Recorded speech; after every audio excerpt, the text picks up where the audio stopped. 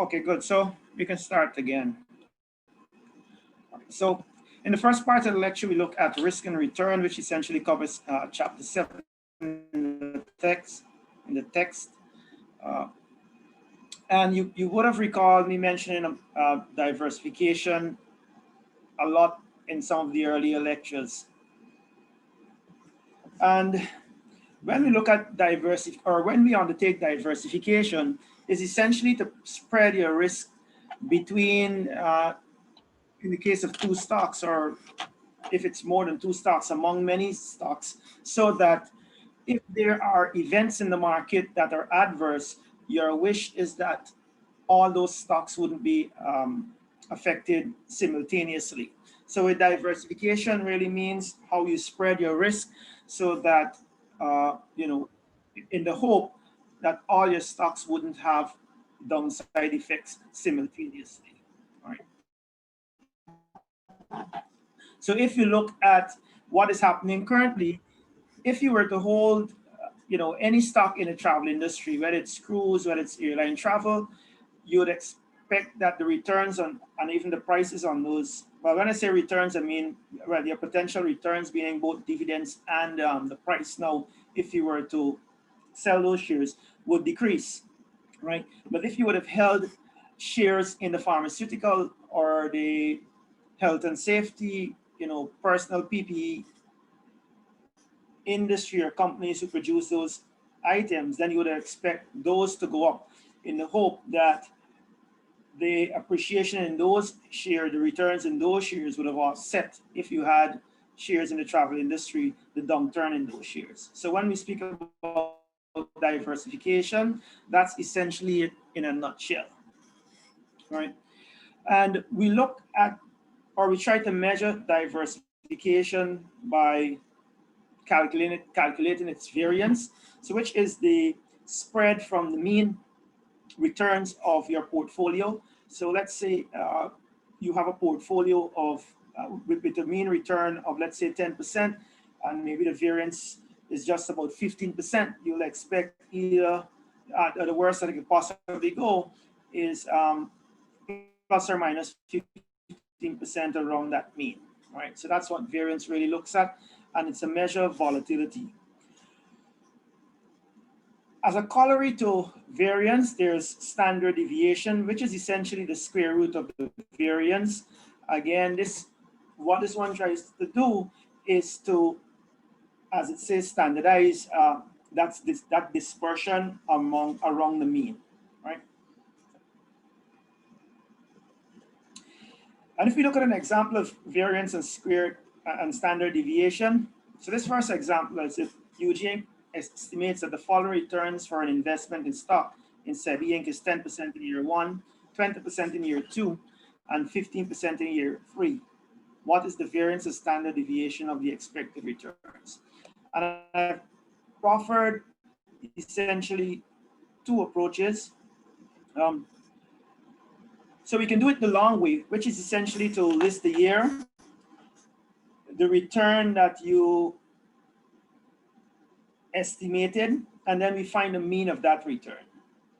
So if we add 10 plus 20 minus 15 divided by 3, we'll get a mean return of 5%. Then we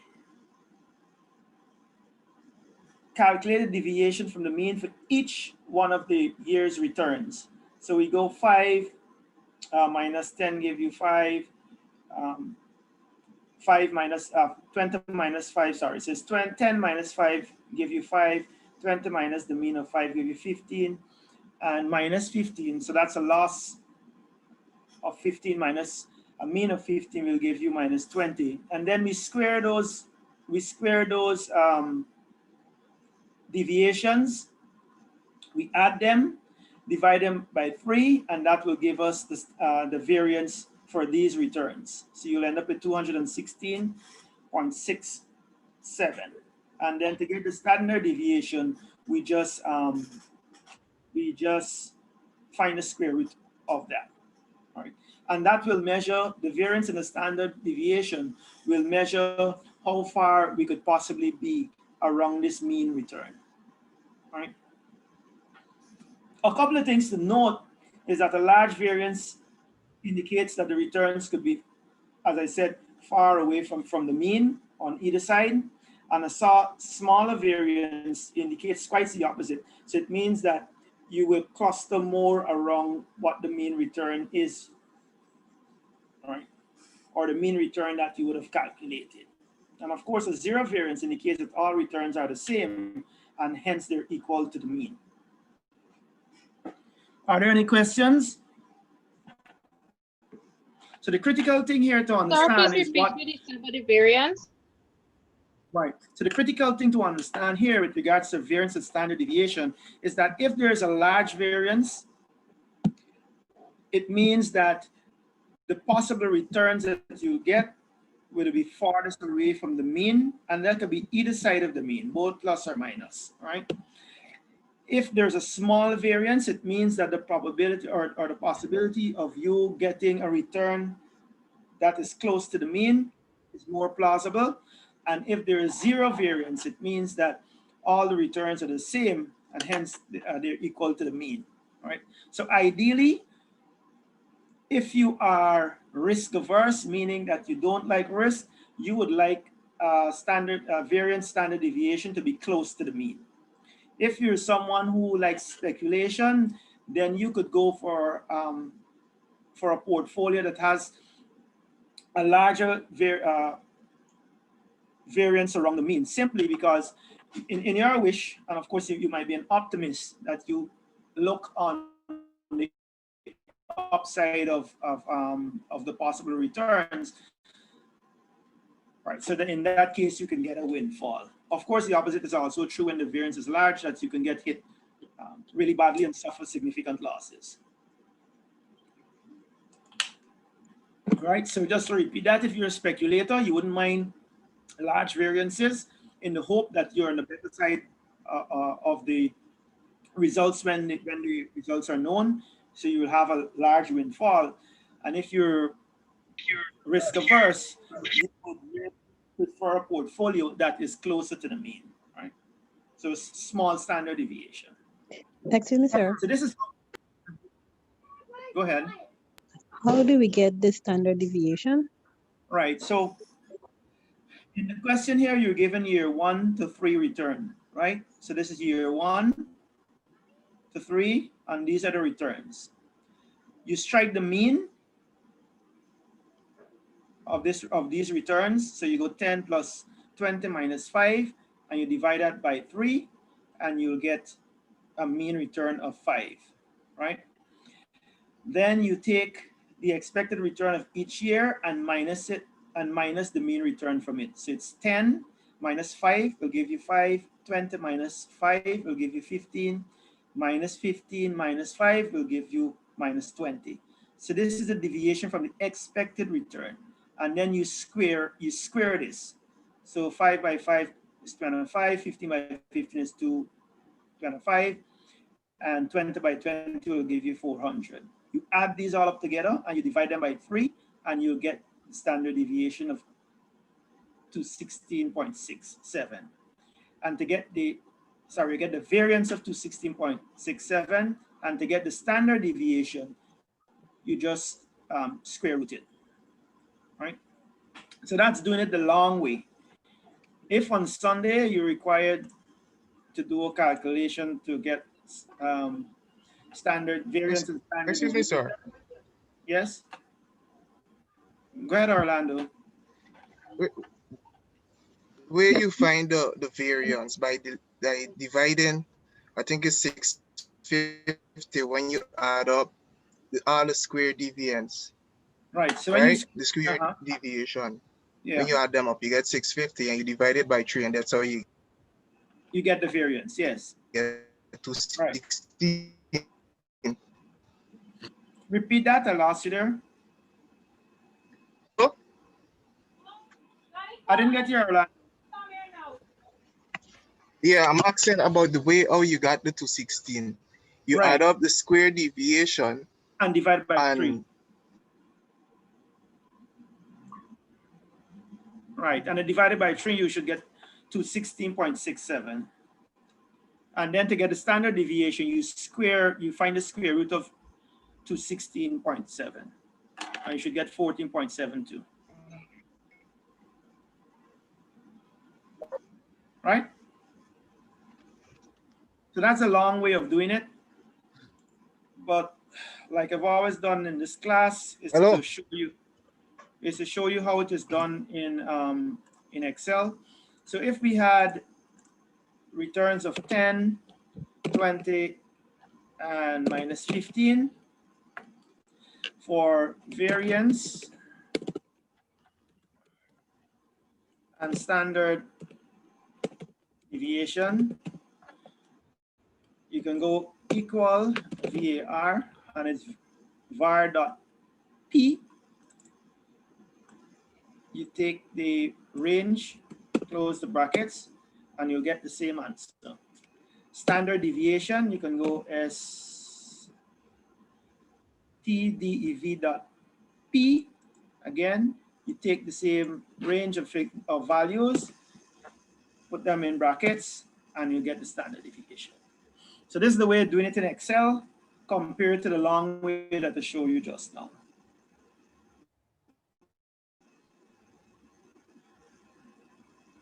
Any questions, comments?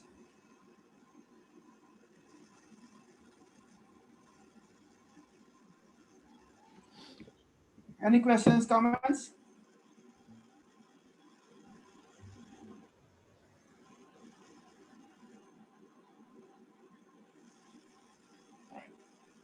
All right, so this is yeah, go ahead.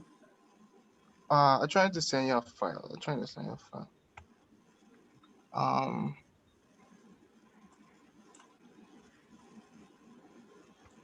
A file with what?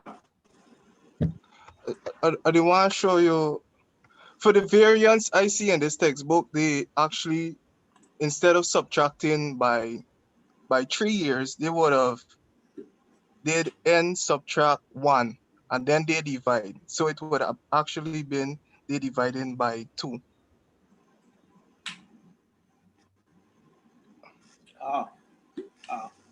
You understand? All right, so forget the one, because this one, so I want to take it deeper into it, but this one doesn't cater for degrees of freedom, right? Which is another concept in stats, right? So just forget about the -1, the n minus 1, because the n minus 1 is another way of doing it when you're catering for degrees of freedom, which is a whole other set, but I won't go into that. But as you see, Excel show you the one that you want is stand as var.p. And if you read at the end of the textbook, you'll see them mention something about degrees of freedom. So use this one. As you go deeper into stats, you'll realize why the other formula should be used, right? So just put the one aside for now and use this one. Right, Orlando? Yes, sir, I got you. All right, just use this one for now.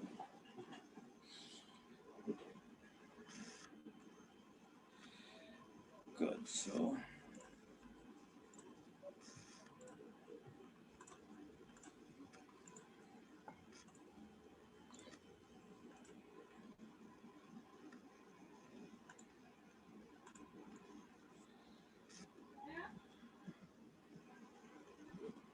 Good. So how does diversification reduce risk?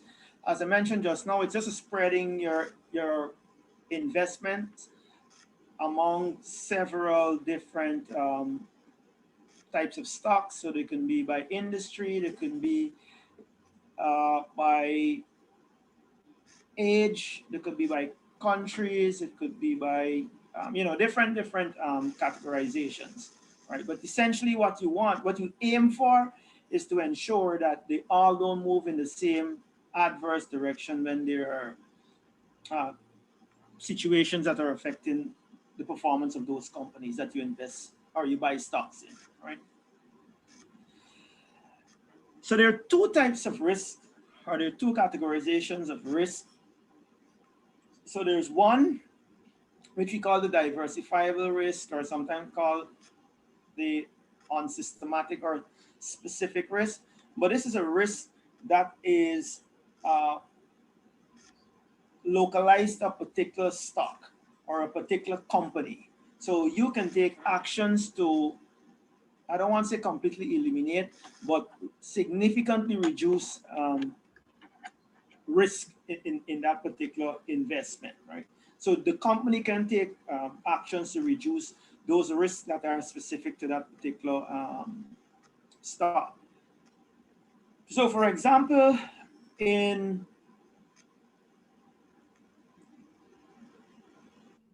the one that comes to mind now is like in 2000, in well, in the millennium bug. So there was big thought that if you didn't upgrade before midnight or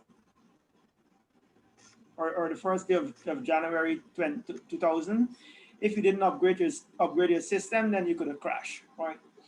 So a lot of tech companies, um, well, back then it was viewed as a risk. So if you didn't take that action to upgrade your system, then investors in the market would have drifted away from your company. So that's because they view not upgrading as a risk to that particular stock.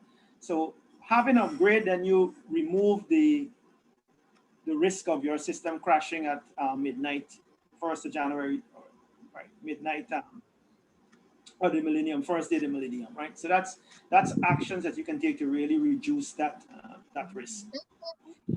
And then there's market or systematic or undiversifiable risk. And these are risks that, despite the actions of executives in your company, they will not affect the risk that the company face. So you're talking about things like inflation, things like movement in the currency, which that also has another effect, right? But and interest rates, which are more, which are controlled more by the economy. Could you please mute the mics, please?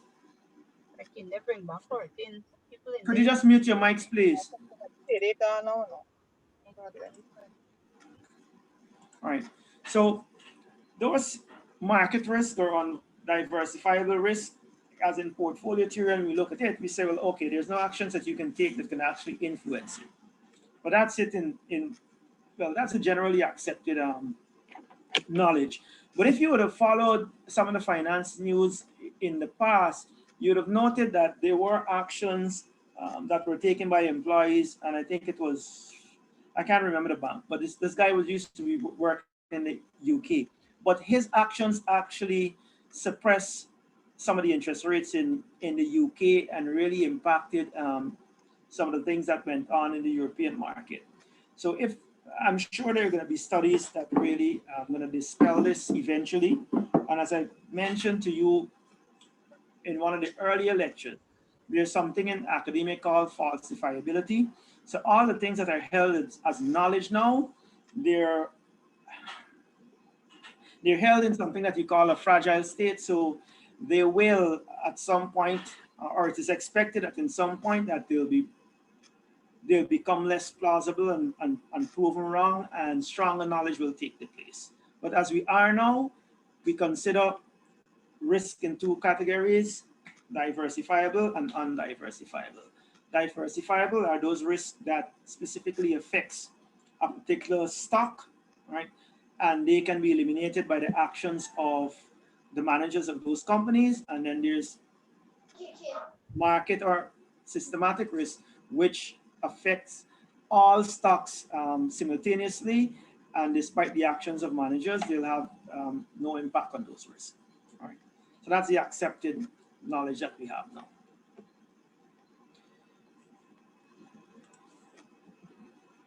Good. So in calculating the variance of a two-stock portfolio, essentially it's the sum of the covariances of all four of these boxes. So the variance of each stock plus plus 2 times the covariances of those stocks, right? So the covariances measures the directional relationship between the returns of two stocks, right? So we look at how the relation between those two variances, whether they move together, they move in opposite directions, they move together at the same rate or a slightly different rate, but that's what the covariances measure.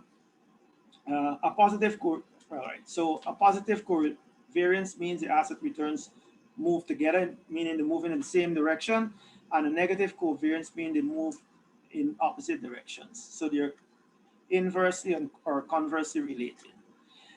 If we think about diversification and what I just said about diversification, which would you prefer? Positive covariance among stocks or negative covariance?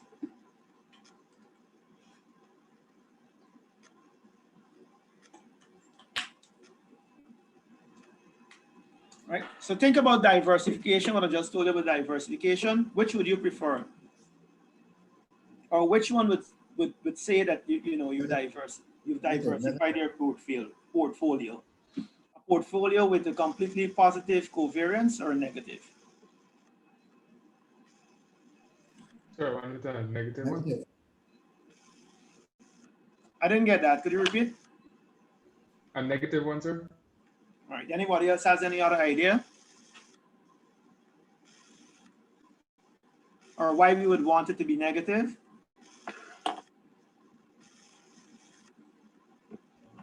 Sir, probably maybe in times like, say for instance, stock one, you're going through a period of downturn. When the stock is experiencing hardships, the other stock is hedging it, because while this one experiences hardship, the other one is doing well. So it really cancels out the losses you would have made. All right, excellent response, and I like the terms that you're introducing. It really, but when you say hedging and so forth, then you convince me that you're doing extra reading. But yes, indeed, you prefer to have stocks in your portfolio that have negative covariances. Good. Do we know what's the difference between covariance and correlation?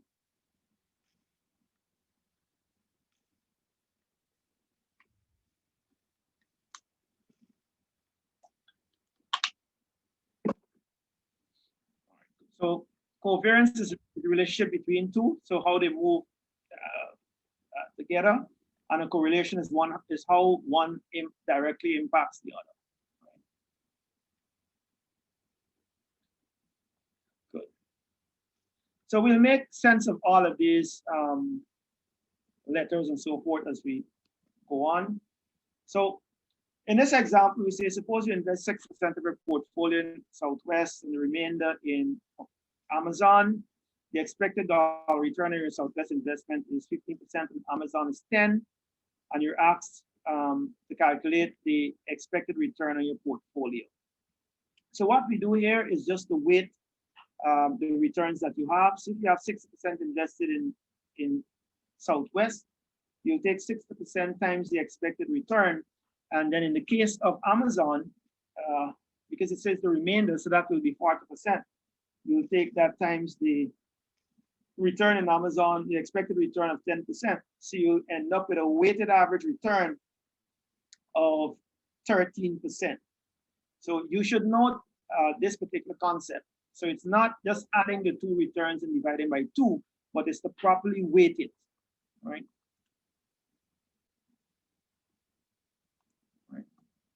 So it's the properly weighted. So you should note this one. It's also critical when we come to calculating the weighted average of capital, when we look at debt and combined debt and equity, right?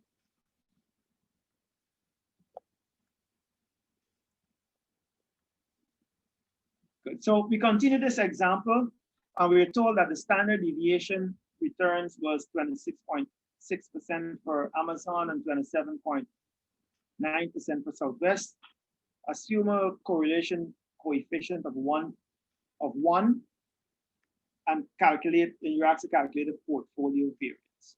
So if we have, so here it's a positive relationship, right? A correlation coefficient of 1 essentially says that the two stocks are positively, they have a positive correlation, right? So any movement in Southwest is matched by an equal movement in Amazon. So that's what you should note. So this is a positive, perfectly positive relationship that they have here, and it's 1. So if you were to calculate the variance of this portfolio, then in the case of Southwest, we calculate the individual variance of Southwest. So you'll actually take the percentage that you would have invested, square that, and you times the standard deviation. In the case of Amazon, you do the same thing on the diagonal. So you take the amount you invest times the standard deviation of the returns you expect. And then on the other diagonal from left to right, if you're going up, you take the portion you've invested in this case, it's Amazon times the portion invested in Southwest. Here you have the correlation coefficient of 1. So you include that there times the 2 standard deviations, right? And you add the sum of, you work out all of these brackets and you add them together, and that will be the variance of a 2-stock portfolio, right? So here we work it out, and you should end up with a variance of 750, 7 for 9.7, and the standard deviation for having these 2 stocks invested in the proportion you did would give you a standard deviation 27.4. Right. So given these standard deviations, if you just look at them without comparing it to any other portfolio, would you say that having a standard deviation of 27.4% is large, small? How would you categorize that?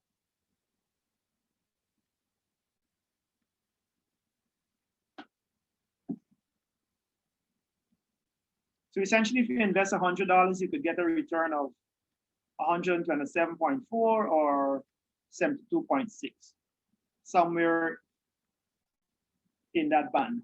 How would you consider it?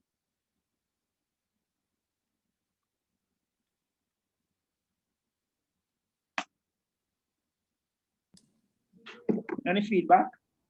Anyone has any idea? Is it small, slim. Big?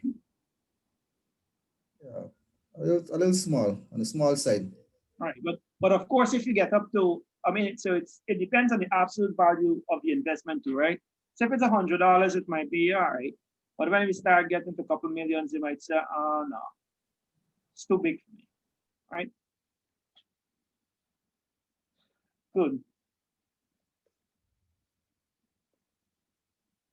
So now we improve this example, but now we're saying that the correlation coefficient is 0.26. So we do all the other calculations.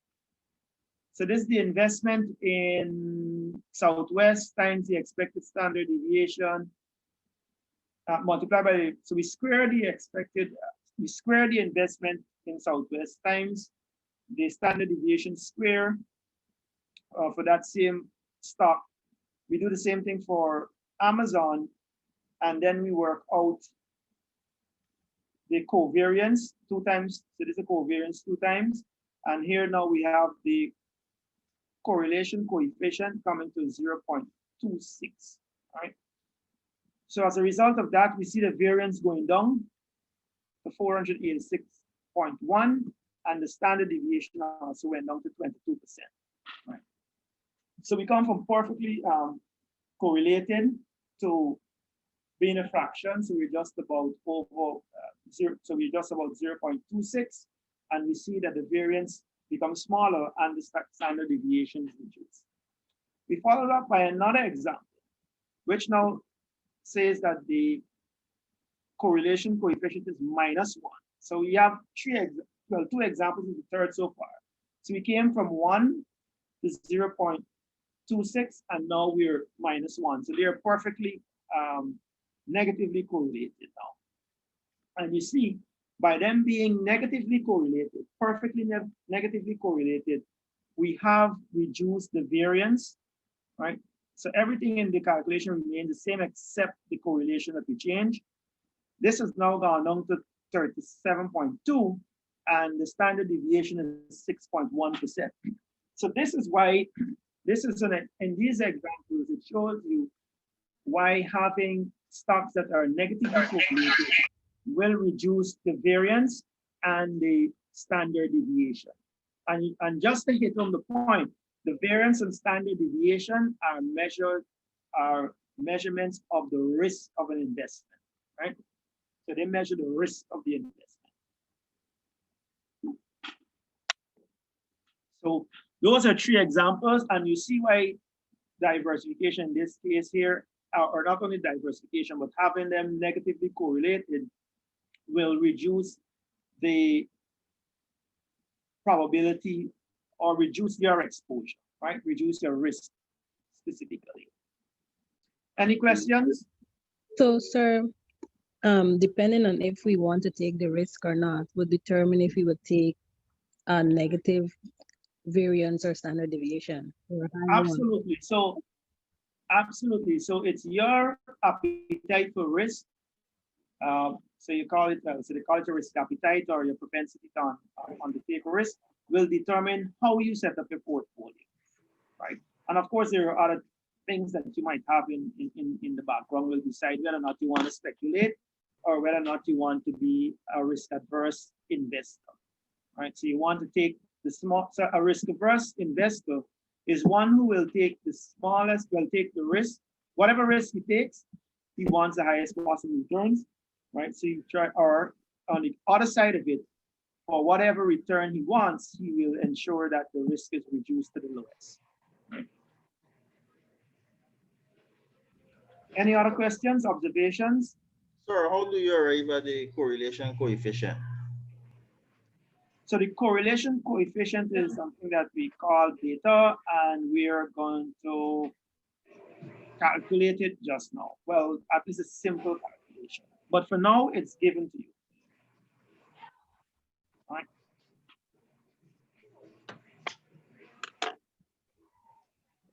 Good. So these are 2 equations to remember.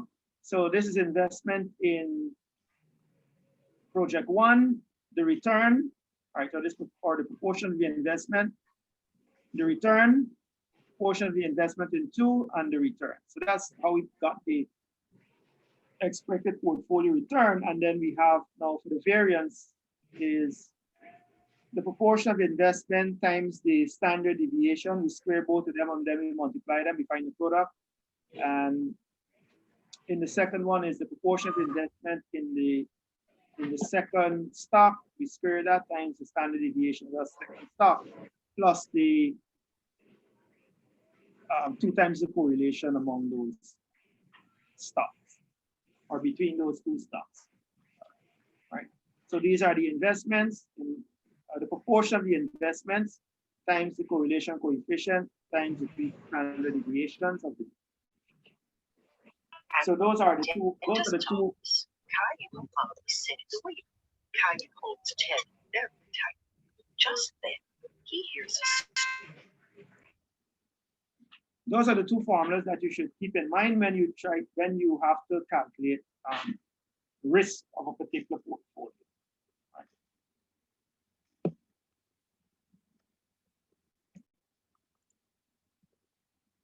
All right, so now we move on to, so we have 2 stocks, one in ABC company, which has a standard deviation of 28%, Big Corp, which has 42%. The correlation coefficient of these 2 stocks is 0.4. And you've invested 6% of your monies in ABC, 40% in Big Corp. The average return for ABC is 15%, for Big Corp is 21%. Right? If we just look at it, and we take the standard deviation of, we look at the standard deviation of the average weighted return, right? just get 33.6%. So if we go, let's ensure I get it right. 6 times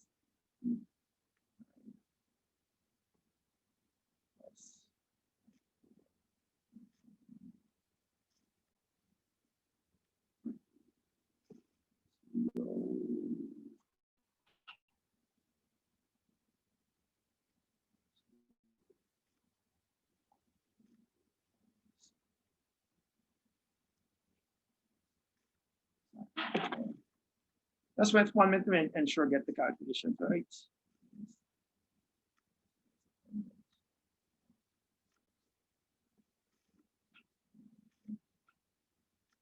And then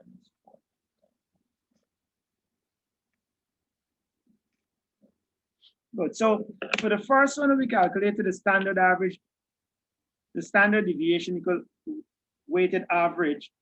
What we just did is to take the standard deviation times the proportion we've invested. So 28 times 0.6 would equal to 16.8, and 42 times 0.4 will equal to 16.8. 16.8 plus 16.8 will give you 33.6. So that's just looking at it plain weighted average. But in fact, according to the formula that we had just now, the correct amount should actually be 28.1. If we look at the two portfolios, calculate the variance, the particular variance separately, and then we add the covariance, right? Or 2 times the covariance. So we should actually get 28.8 as the correct answer, and not just the regular weighted average, which doesn't take into account how the two stocks covary.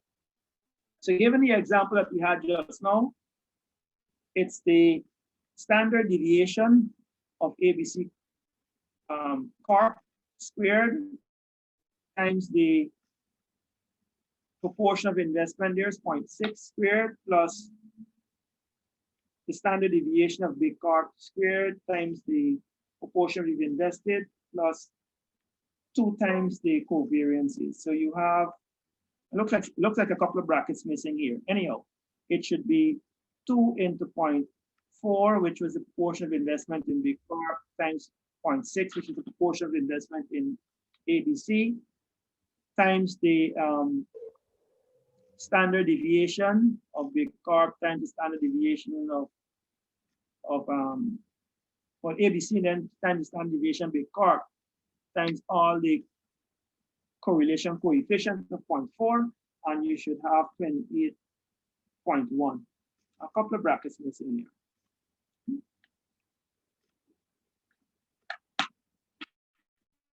Right, and that will give you the standard deviation, the correct standard deviation for these two stocks, given how you've invested in them and the standard deviation. Right. The return of those stocks, so this is just the expected return on those stocks, would be the average return that we worked out here times the portion you've invested for both of them, and you'll get 17.4%. Right. Excuse me, sir. So the standard deviation would be around this expected amount. Right. So you expect 17.4, but the standard deviation of this return is 28.1%.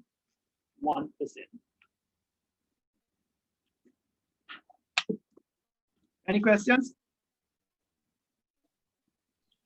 I should also tell you that given the technicality of these particular topics that I'm imparting with you a little more than the basics. I haven't delved into them as much as you see in the text, so really out of fear of going too deep. Right. Good. Any questions? Sir, the two formulas that you gave before, is these two formulas that you just plugged in the figures in? This formula here is the one for standard deviation. Right.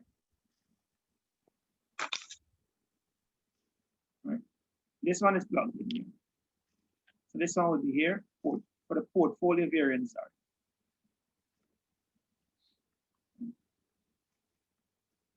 So to get this standard deviation, you got to square all of this, right? Missing a lot of things.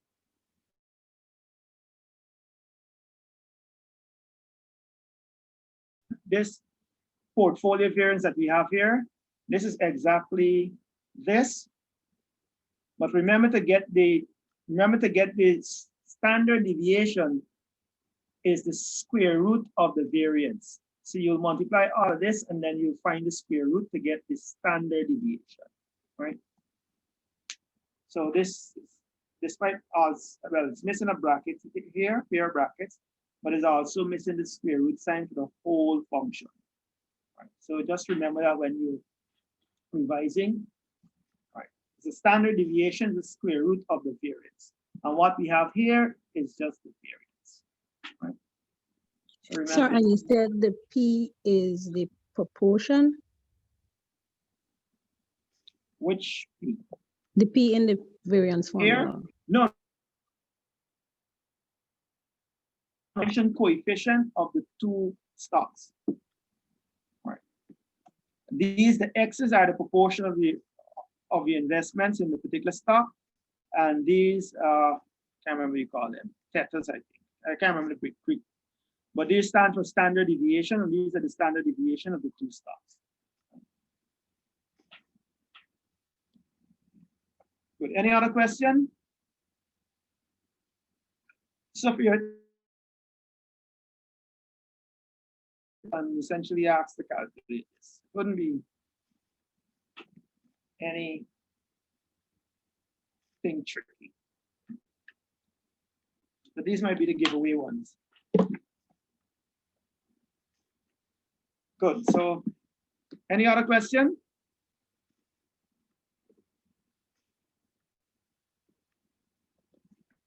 All right, so we push on. So here we repeat what we found. Again, the information is shared with you. We know at the standard deviation of 28.1 and expected return of 17.4%. But now we're going to add a new stock to the portfolio, right? Called new carb. So here, and we're investing 50-50, right? So the old portfolio, this 28.1 came from the previous example. And we say now we're doing 50%, the average return, we work that out to be 17.4. And the new stock that we're adding to this portfolio now has standard deviation of 30 and an average return of 19%. The correlation coefficient now is 0.3, right? So if we plug now back into the old formula that we had just now of first the portfolio standard deviation times the proportion of investment, right? We square this, we square that, and then we find the product of it.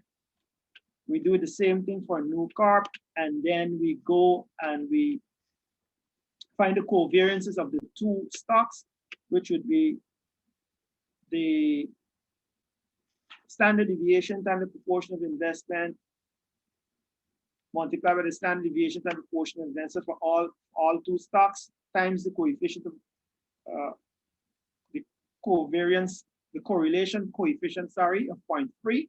Then you'll have a new standard deviation of 23.42. Of course, you square that, right? And then the new average return would be 50% of 17.4 and 15% of 19, and that should give you 18.20. So you should note now that you have a higher return, lower risk, right? And so your average weighted return is now 18.2. That's compared to what you had previously in the portfolio before you add new carp, which is 17.4. And you also recognize that your risk moved from 28.1 now to 23.43 by adding a new stock. Right. Good. Any questions? Sir, could you please explain how you got the weighted average for this one? I'm getting a different amount. Right, so the weighted average for this one is 17.4 times 0.5, that's 8.7, and 19 times 0.5 will give you 9.5. So 9.5 plus 7.5 will now give you 18.2. Sir, I'm speaking about the standard deviation weighted average. Oh, the one at the top. So that one is a calculation that is done, right? Just to, this is a calculation that is done. This calculation is a. Malia can't hold this thing, man. Oh.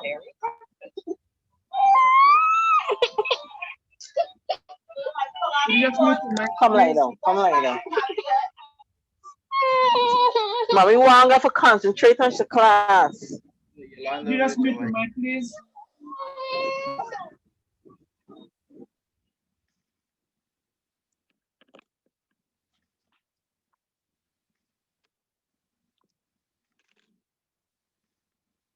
Right. So what I can tell you for this one here, you should just ignore it, because in fact it should have been.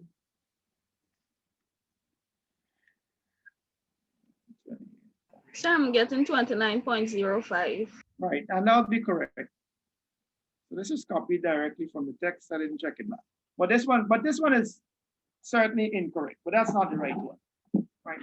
So you could actually just forget about this, but this one is just supposed to be the portfolio standard deviation multiplied by 50%, this multiplied by 50%. That's all it's supposed to be. And if you get 29 point, how much you said, that should be right. 29.05, that should be right. So that should be here, 29.05. Right. That's correct. But just remember, to get the correct standard deviation is the square. You got to go through the whole formula, the variance formula, and then you square root it.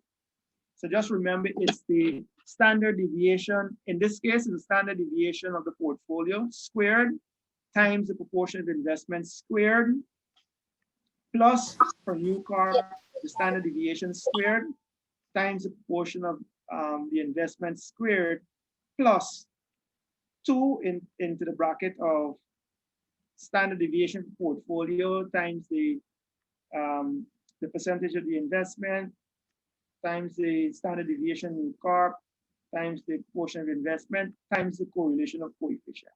And then you add all 3 of those values and you should come back to 23.43. So maybe we should just add it to demonstrate.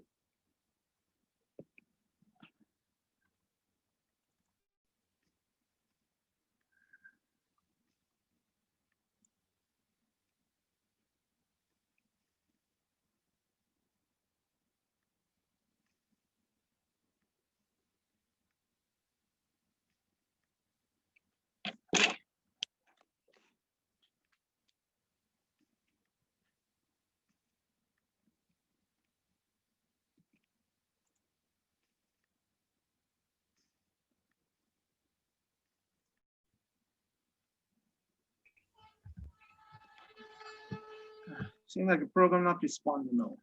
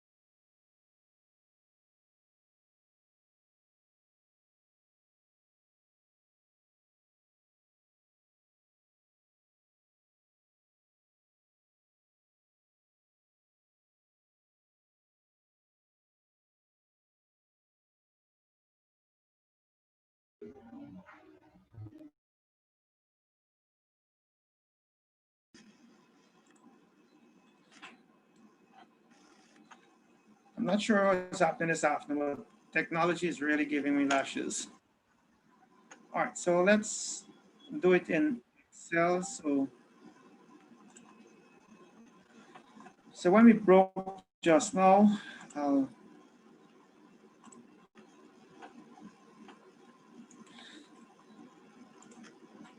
so we told that the portfolio had a standard deviation 28.1. So let me just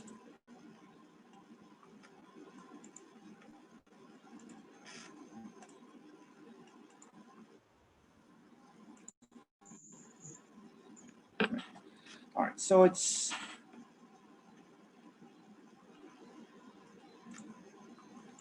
now to get the variance, so we calculating the variance of the two stocks. So now it's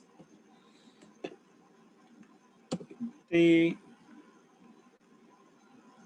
standard deviation is 28.1. So we square that times the proportion we invested in it is 0.5 square. Right. So that's the first part. And then the second part is, so that's for the old portfolio we had. And then we come down to the new portfolio, which is 30. So the standard deviation for that was 30. So we square that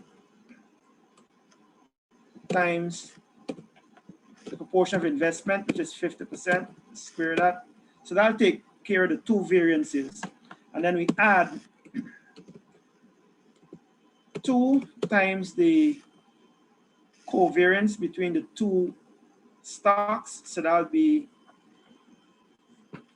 let's then ensure I get the right figures.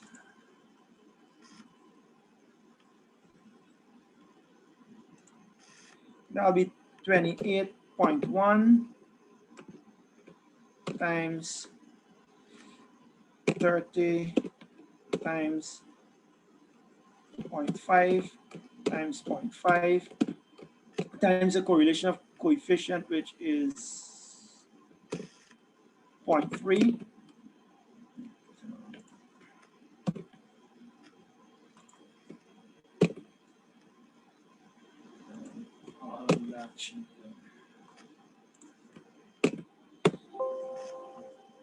So I'm missing something here.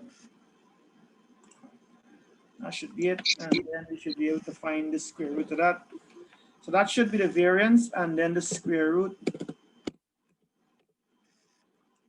Square root of that should be, no.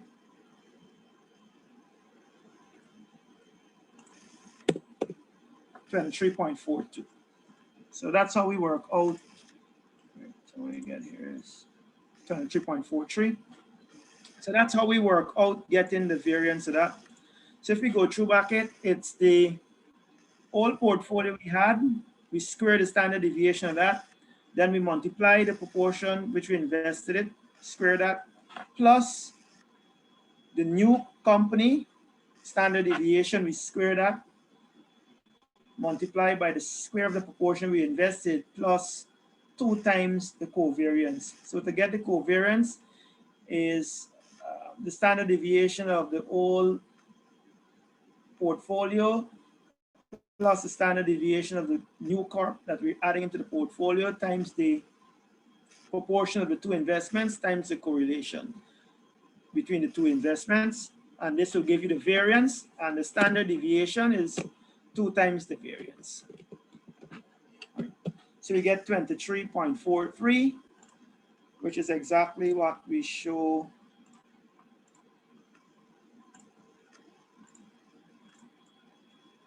on the worksheet here, 23.43.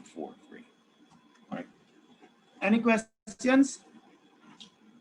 But that's how we work out the long formula, given the information that you're given here. Are there any questions?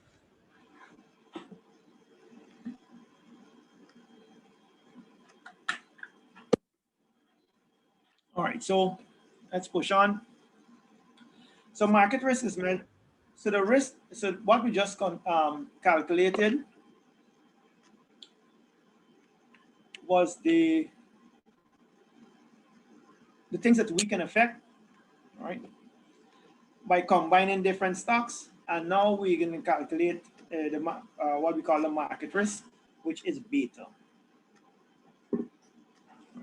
So the market portfolio is a total of all the investments that you have in a particular economy.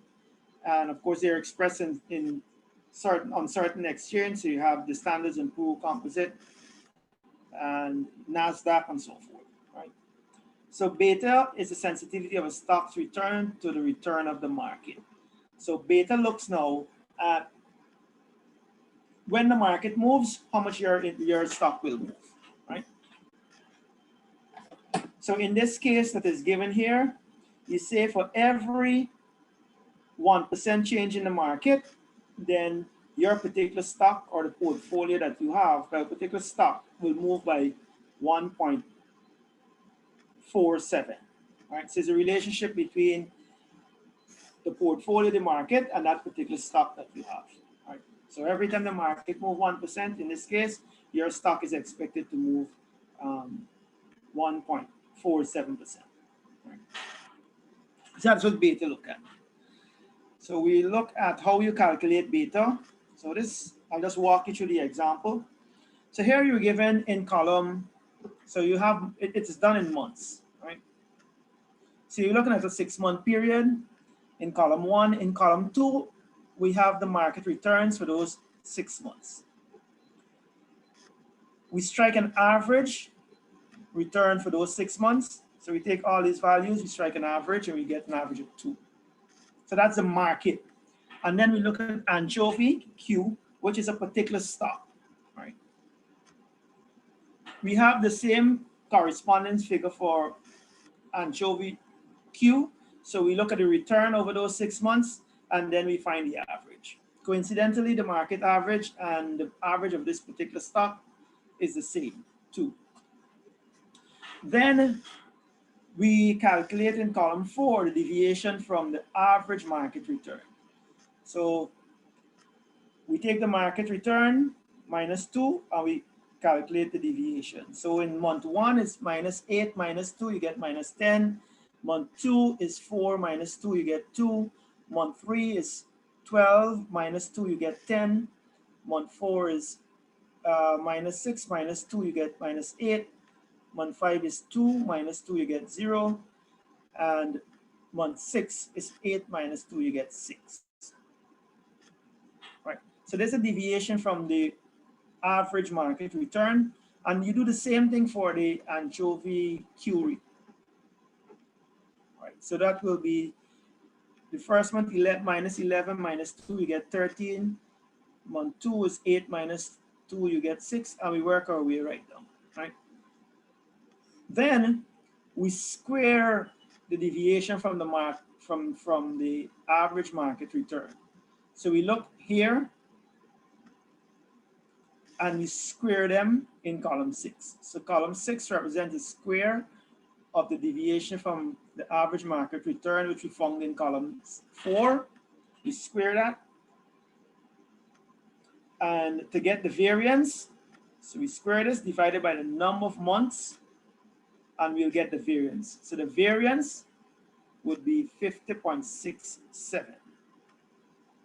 In column 7 now, we look at the covariance between the market return, deviation, sorry, from the market return, and the deviation from the stock return, that particular stock. So in column 7, it's a product of column 4 and 5. And from that, we get the covariance, right? Total covariance, we divide it by 6. Sorry, we add this number and divide it by 6 to get the covariance.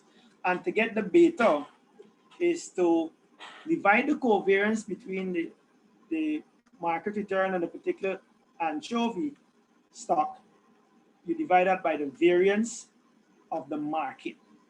So the covariance between the market and the particular stock divided by the variance of the market will give you beta. So in this case, beta works out to 1.5. So this is a very simple example of how you calculate beta. Of course, in the real world, it gets a little more complicated than this, right? But this gives you an idea of how beta is calculated. Right? So in this case, you will say for every 1%, so every time the market moves 1%, in whichever direction, you'll expect Anchovy Queen, the stock that we have here, to move 1.5%. Right? So that's how we calculate beta. Good. Could we take a break? When we come back, we'll do question 1 on the worksheet. So let's take 5 minutes.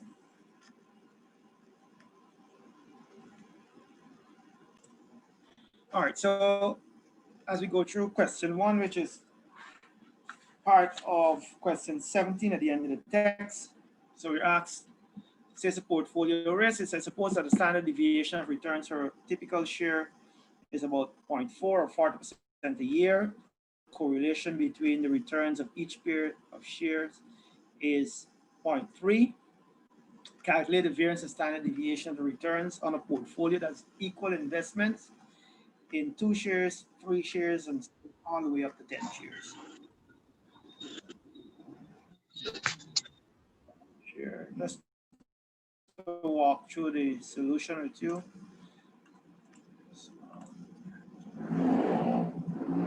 So essentially, it says for each different portfolio, the relative weight of each share is 1 divided by the number of shares, which we call N in the portfolio, and the standard deviation of each share is 0.4. So the correlation between pairs is 0.3. Thus, for each portfolio, the diagonal terms are the same, and the off-diagonal terms are the same. Right? Slightly different because they all have the same standard deviation, right? And then it says the formula that we give for the variance now is N, which is the number of shares, times 1 divided by N squared, right, plus the standard deviation that we're given squared, plus the number of shares squared minus N, which is also the number of shares, and that multiplied by 1 divided by N squared times the correlation among the shares of 0.3 times the standard deviation, because each share carries a standard deviation. So this one represents 2 shares, right? So for the first, if you have just 1 share in the portfolio, then it's 1 as in N. 1 divided by 1 is 1 squared plus the standard deviation that we're given is 0.4. We square that, and there's nothing else, so there's no correlation or covariance to calculate, sorry. So it's just what you have here, and that'll equal to 0.16. You square root that, and you'll find the standard deviation. So this is the variance, you square root it to get the standard deviation. When we move to 2 shares, N is replaced by 2 because it's done equally, right? It's 1 divided by N, so 1 divided by 2 is 0.5 squared. The standard deviation remains the same, right?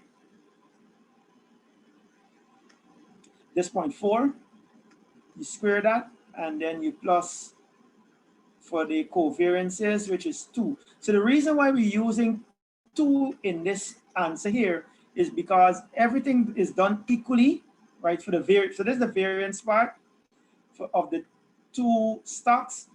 We are told that the investment is done equally. So in the case of 2 stocks, it will be 50-50, and the standard deviation is also 0.4. So we have equal investment, proportion of investment, and we have a same standard deviation. So that's why we're using this formula here and having the 2 in front of the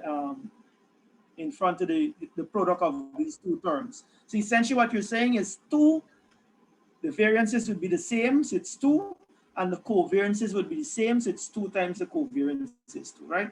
So the covariances here is 0.5, that being the proportion of investment square, times the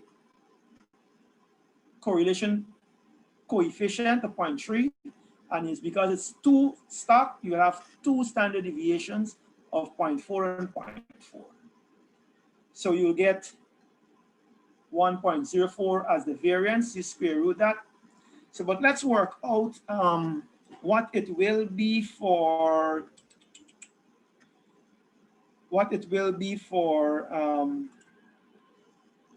three stocks. Right.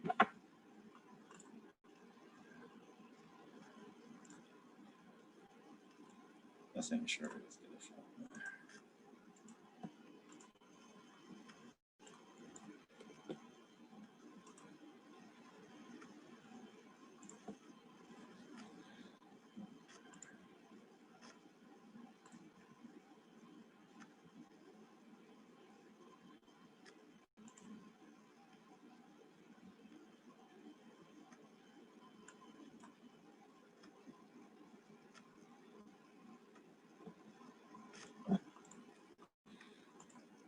So when we move to 3 stocks, it would be, and let me bring over back the formula that they would have shared too.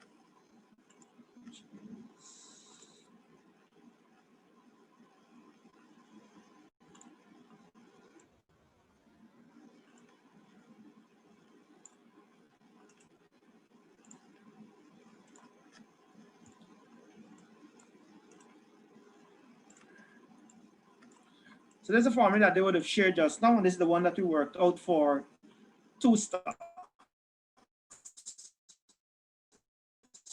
So when we go to 3 stocks now, 3 into 1 divided by 3, because it's equally, right? The portions are equally, bracket, squared times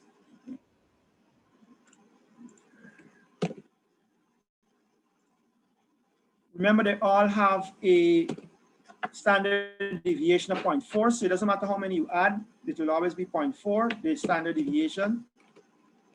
And then you square that 2 plus, now you have 3 stocks, so it's 3 covariances now you got to calculate, so it's 3 times, now we're doing 3 stocks, so it's 1 divided by 3, right? Square that times the correlation coefficient of 0.3, and now you have 3 stocks, all equal standard deviations is 0.4 times 0.4 times 0.4. Excuse me, sir. So just yes. Yeah, the yes. top formula where I'm seeing open bracket n square minus n. Where does that fall into the bottom where you substitute for the numbers? Which one you're looking at? N. Which one you're looking at? The top part where I'm seeing open bracket n square minus n close bracket. Oh. Yeah, where does that? Okay, so this is plus. Okay, yeah, we're missing that one. Yeah, where does that fall in where you're substituting the one? Yeah. Yeah, just we're missing that one. Good observation. So this is 4 squared 6.4 plus.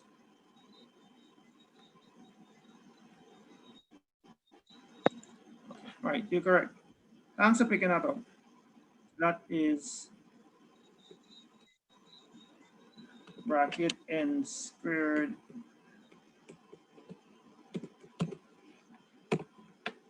minus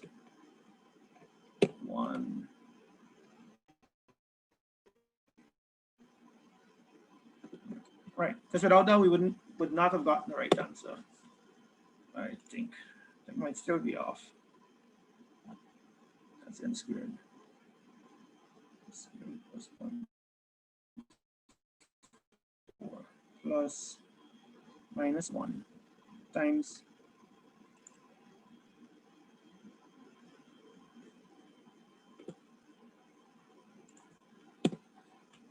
times 1 divided by 3 squared, right? Okay. All right, so let's see.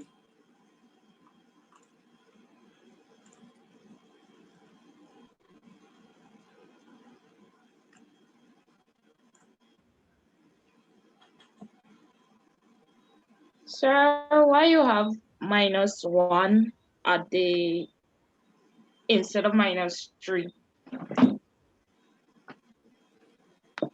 You have n squared -1. Why All right. 1? Right. You're right. So it's supposed to be 3. We still don't get the right answer.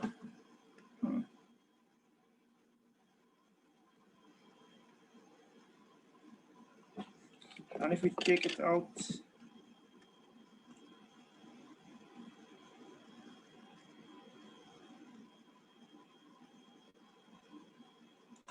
uh, 1 minute.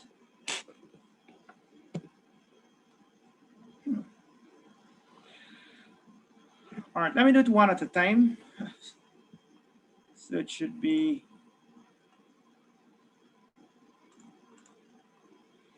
3 n minus 2 squared plus 0.4 squared, right, plus 3 squared minus 2 squared times 1 divided by 3 squared plus 0.4 plus 0.4444.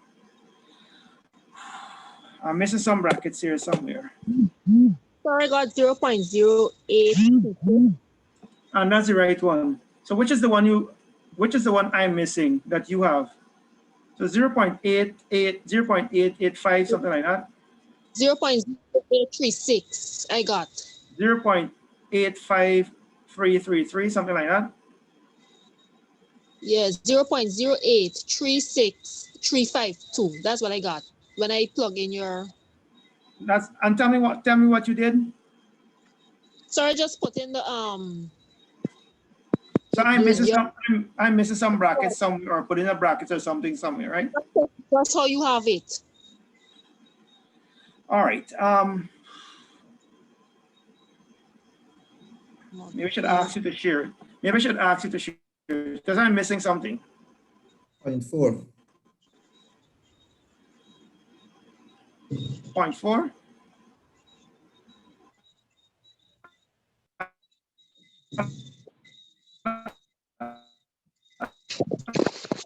I'm not sure which one is the one I'm missing.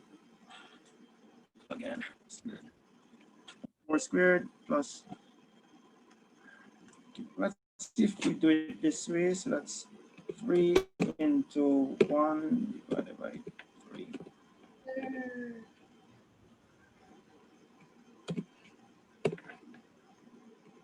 Just bear with me. Not sure what I'm doing wrong. Sorry, you said this is for we're doing it for three times. This is for the 3 times share. So the Yeah, this point. is 3 times. So the 0.4 we put in 0.4 3 times. The 0.4 at the end. Right, because remember it's more than one. It's not more than one. Well, it's not it's 3. Yeah, well, the answer I got just now I multiplied by extra 0.4 and I send the answer to the chat. So I got 0.03345. No, it's supposed to be 0.8 something. 0.83, 8533. Oh, let me try it again. But I didn't save a worksheet from the last class. Times 3.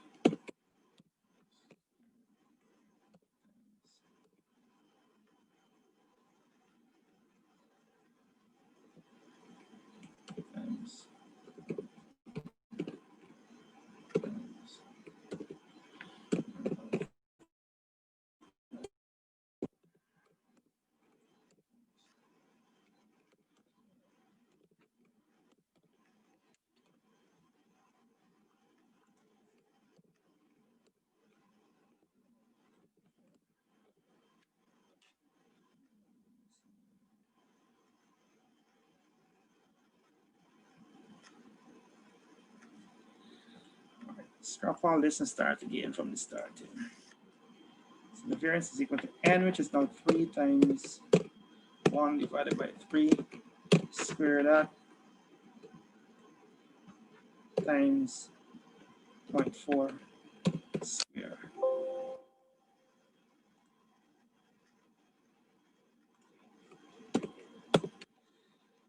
That's the first part, and then the second part is bracket 3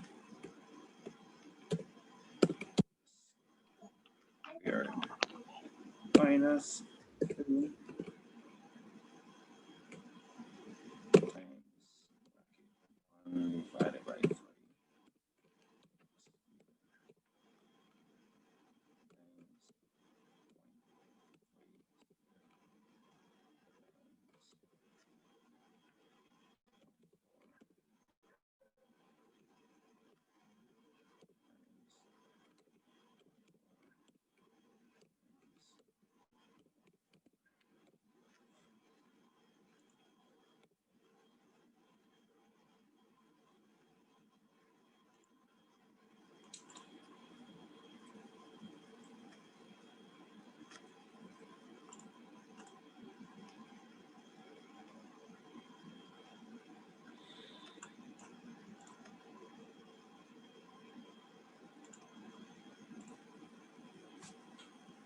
I'm not sure what we're doing wrong, but it's supposed to be 0.853. I'm really not sure what we're doing wrong.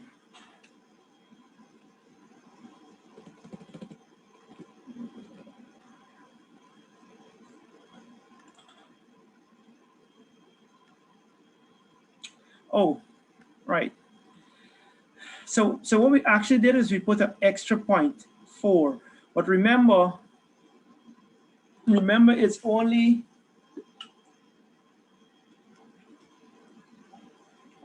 this is strange.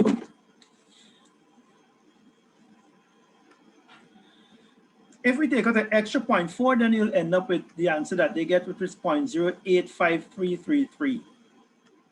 But the puzzling thing is that if you got, right, so it still remains two covariances. That's supposed to be. So if we did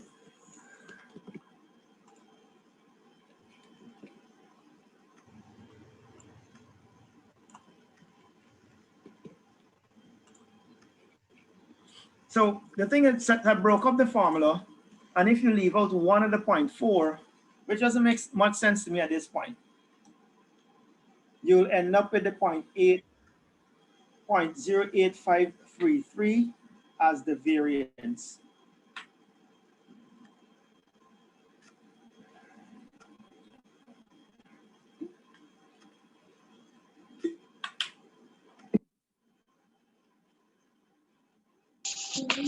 But sir, it should be Okay. 0.2. This. Okay. But right. So the thing is that, so as you add a new one.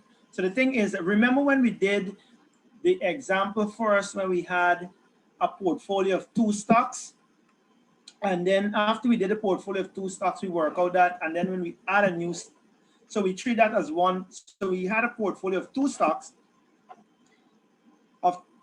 and we work out that. And as we add another what you call it, stock to the portfolio, those 2 stocks were counted as one, and then the other one is counted as another one. And this is exactly what's happening in this example. So they do not take into account. So once you had already, so now you had 2 that's counted as one, and then as you add the other one, that is counted as another item. Right? But it's not really clear to me right now why we really using only 2 standard deviations of 0.4 and not 3 standard deviations, right? So I wish I could have really explained it to you, but that's homework for me. Right. But if you use 2, then you'll get the standard deviations that they worked out in the chapter. Right. So for now, we'll just drink the Kool-Aid on the one. until I come back with a proper example, with a proper explanation why it's only 2 standard deviations we're using and not 3. Could we agree on that? And if we do it that way, then you'll end up exactly with the answers that they have. Sir, what's the probability of you bringing one like this for the exam? Well, I'll be fair to you. If I don't have a complete grasp of it, then I wouldn't be unfair to you. So don't need to worry. The probability might be 0. So if we go back to that times 3 squared minus 3.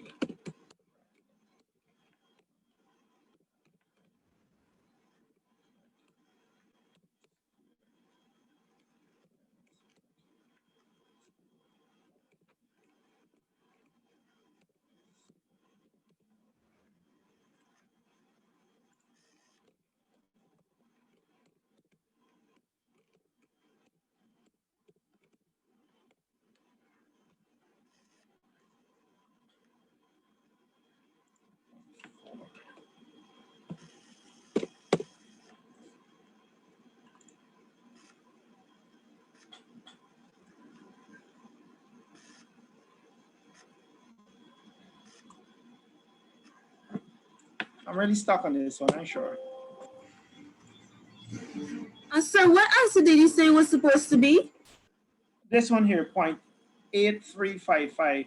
So the only, it's got to be the way I put it. Sorry, you're just using the 2, you're using the 2.4, sorry, you're not using 3. Right, this one I recognize, but I'm not absolutely sure why we're using only the 2.4 and not 3. Because in this case, you have 3 stocks, right? Okay, sir, did you take into consideration the n square minus n? Because I did that and only put 2 of the 0.4s and I got the answer. Right.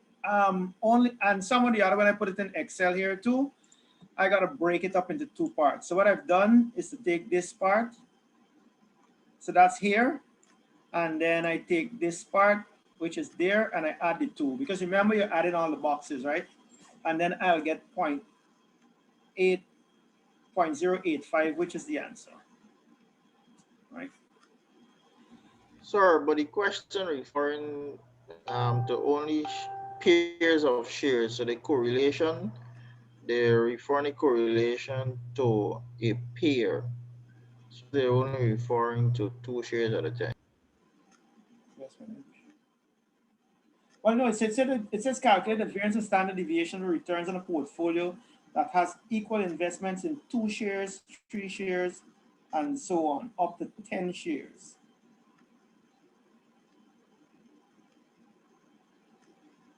Yeah, but the correlation only Right, correct, you're referring correct, to shares and pairs. right, so each pair is only 0.4%. So right, so there's the explanation. Sorry, right, so the correlation returns of each pair. But that's a correlation, you know, this is not the standard deviation. So the 0.4s that we talk about here are actually, this doesn't change. We understand that this doesn't change the 0.3, but the 0.4s, we only have 2 0.4s, even when we get to a portfolio with 3 stocks. And each stock should bring with it its own correlation, its own standard deviation, sorry. So this 0.4 is a standard deviation. So what's supposed to happen is that each stock should have their own standard deviation. So that's why we're saying it should be, for every stock you add, it should have a standard deviation too, because that's exactly what you're doing here. And sir, if we're using 0.4 2 times, shouldn't the 2 be replaced with, shouldn't the 3 be replaced with 2? This 3 here? Right, so that's what I'm thinking. That's what I'm thinking, but for some reason the other day used 2 and I really don't have the answer for you. So I wouldn't want to mislead you in any way, fashion, or form. But I can assure you, since I'm not totally comfortable with this one, then you wouldn't have it in your exams. Right. So like I did for the class on Monday, when I had a question, I'll give this some more thought and give you the correct explanation. Right. So we could probably move on from this one. And if, of course, if we go up to 3 and so forth, then it should change. So let me just see if how it goes if I do it with 4. So if you do it with 4, so just let's try 4.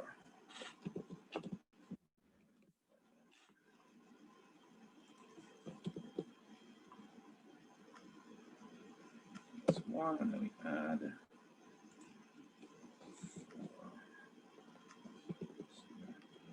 So it's actually a quadratic function, right?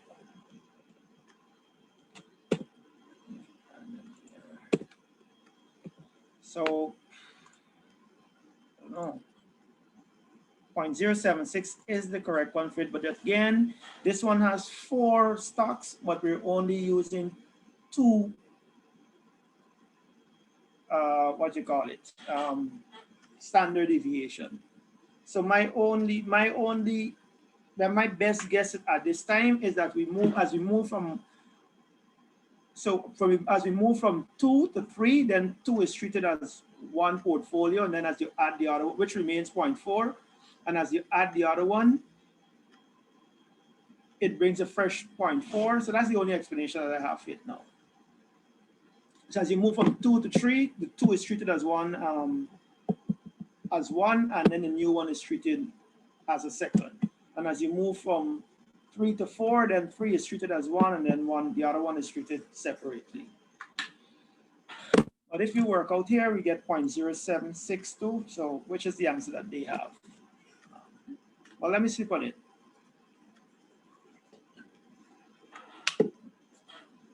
All right, let's move on.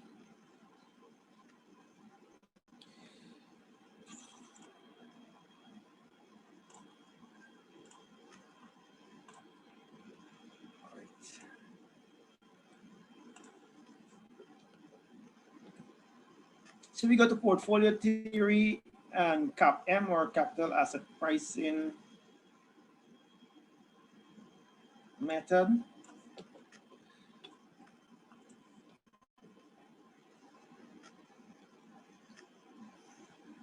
So as we went through before, combining stocks can reduce the standard deviation, which is the risk, right? And then we have, of course, the thing that really influences it is the correlation coefficients, which is the beta. And then if we have various weighted combination of stocks to create this best standard deviation, it constitutes efficient portfolios. So remember, the whole concept of efficiency means you're extracting the best possible output from a given level of input. So from whatever investment is, you want to extract the highest possible returns, right? So if you construct your portfolio that you can have the highest possible return, so all those, then you plot on that on that curve what they call efficient portfolios. So just to demonstrate that, in the next slide we see that graphically, right? And as I spoke about earlier about risk-averse investors, they're constructing portfolios to maximize expected return at any given risk, right? So, and then we have you also doing it in reverse, as I explained earlier, that you can construct a portfolio that minimizes risk at a given level of expected return. So you can look at it 2 ways. So if you invest X, you will require return of, let's say, you try to maximize return, let's say X plus 10, or you can say you want a return of X plus 10, but you're only willing to invest X, right? So you can look at both. You can look at it both from the point of view of how much you invest and trying to maximize how much you get as a return, or you can look at it as you wanting a particular return and trying to know how much you invest, right? So if we look at it graphically, it says this particular line here, which is the risk-free line. So from 0 to whatever this value is what you will get for any investment, for an investment that has no risk. So typically that is the treasury bill. And then you say for any investment above this line, you will want a premium on your investment. And that premium is measured by whatever the market return is, the difference between the market return and the risk-free rate, right? So anything that's happening on this line here is what we refer to as the security market line, right? So or what they call so for any investment that you make, once you have an output on this line is what they will call a safe return, right?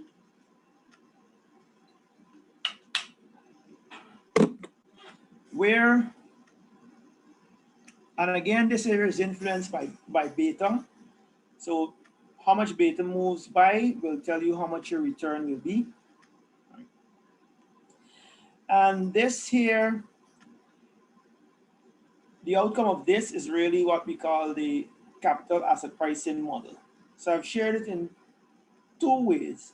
So this is the formula that you'll find in the book. So it basically says the return, your expected return minus the risk-free is equal to beta times the risk-free, the market return minus the risk-free amount, right? So that's what you find in the text. And if we just rearrange it slightly differently, and just include different notations where ER is equal to expected return, ERI is equal to expected return on investment. So you make that now the subject of the formula, and we say that's equal to the risk-free amount. So that's the return, or measured in a percentage that you'll get from investment in treasury bills, plus the beta that we calculate. So the beta is the movement between the market and your particular or a particular stock. That into the market return, right? Minus the risk-free rate. So the market return minus the risk-free rate is what you call a market risk premium. Right? So for anybody to make you invest in anything else other than the treasury bills, they'll have to provide this premium for you, right? So that's the way to interpret this. So pretty simple. So in the question, you'll be given practically all the information. So you'll say, what is the risk-free rate? Or you might not say risk-free rate. They might say, well, the treasury bill rate is X. The market return is so much percentage, and the beta, whatever else, and then it'll just ask the return to calculate the return. So this as capital asset pricing model is one of the tools that you use to calculate the cost of equity, right? So when we were using, trying to value stocks, one of those values or those returns that we require were more than likely based on the capital asset pricing model, right? So this model is used to value stocks, right? So you get whatever the return is. Right?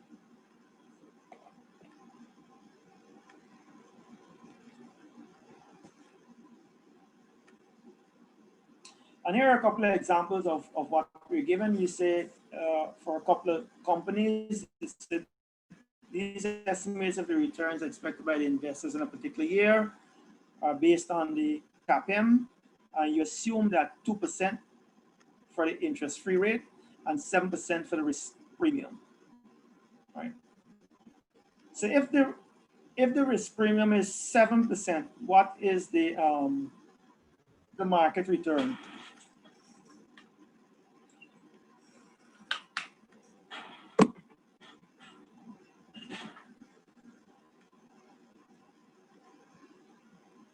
Anybody? So we say that the risk-free is 2%. So 2% for the interest rate for the risk-free and 7% for the expected risk premium. So how much would be the market return? For 5%. Any other answers?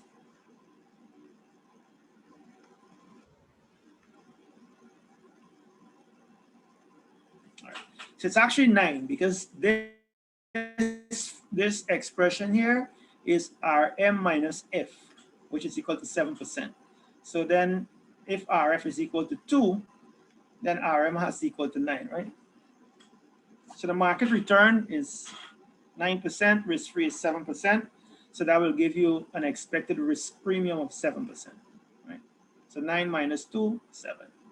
To get the beta, to get the expected return based on the capital asset pricing model, it would be 2% plus the beta of the particular stock. So now this is US Steel of 3.01, right? That goes here, times, and you can replace the entire function by what is given here, 7%. So it's 7% times 3.1 plus 2% will give you 23.1 as the capital asset pricing model cost of capital, right? And you work for Amazon, same thing, it's 1.47 times the market risk premium of, or the expected risk premium of 7%, right? So 7% times 1.47 plus 2% will give you, plus 2% here, will give you 12.3, and you can work all the others down, right? But of course, in the test, we could ask it, we can give you this, I can give you risk-free rate, market return, and I could give you the capital asset price amount, this, and I ask it to find beta, right? So of course, you could change around the subject of the formula. Good. Any questions on how we calculate, how we work this calculation? Sir, please go to over one more time for me.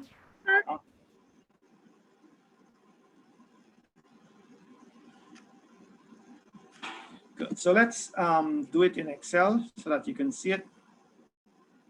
So let's take which one? New month, sorry. So it has a beta of 0.1, and we're gonna calculate the capital asset price or the expected return based on the capital asset pricing model, right? So it has a beta of 0.1, expected risk premium of 7%, and the risk-free of 2%. So we'll just do it in Excel so that you can see.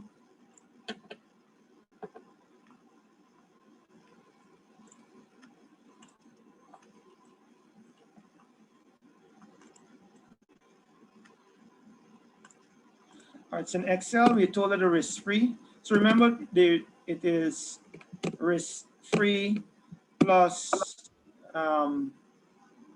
beta. Can't remember. I wouldn't look for the beta sign now into market return minus the return of the what do you call it, risk-free return, right? So that's the formula. So it will be 2%, or just 2 plus beta, which is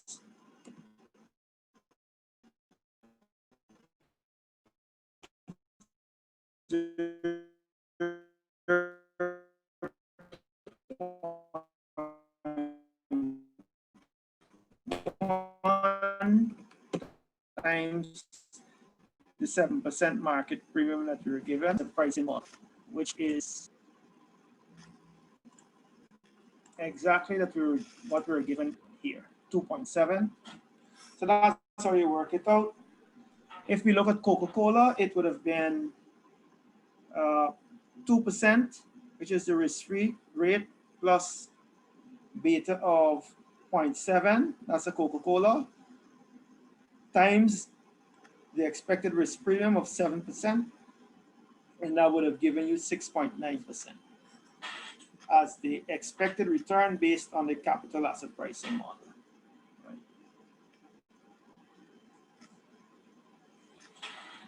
Good. Any questions?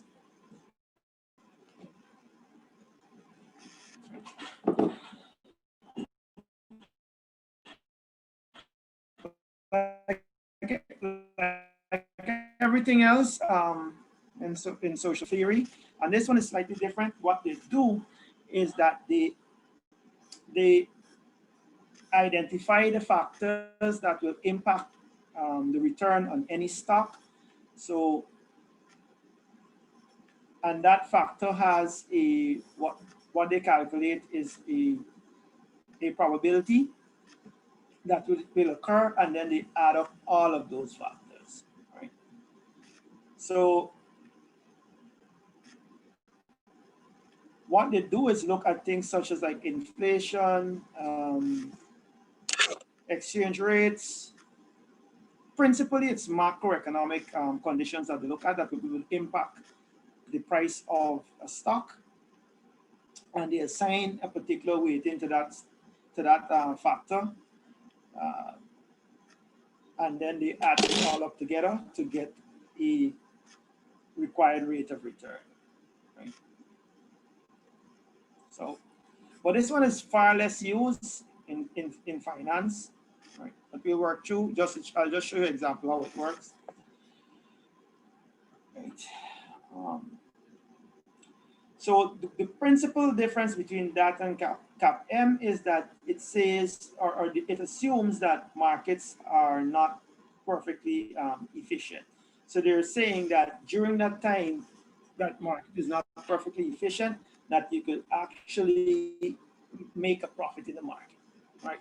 So before the age of, and this arbitrage pricing theory really came about before, significant advancement in computers. So like now it's very difficult for you to have information that others in the market don't have because of, the speed of computers and so forth. But back in the days when the arbitrage pricing theory came in, computers weren't as efficient and were updated and developed as they are today.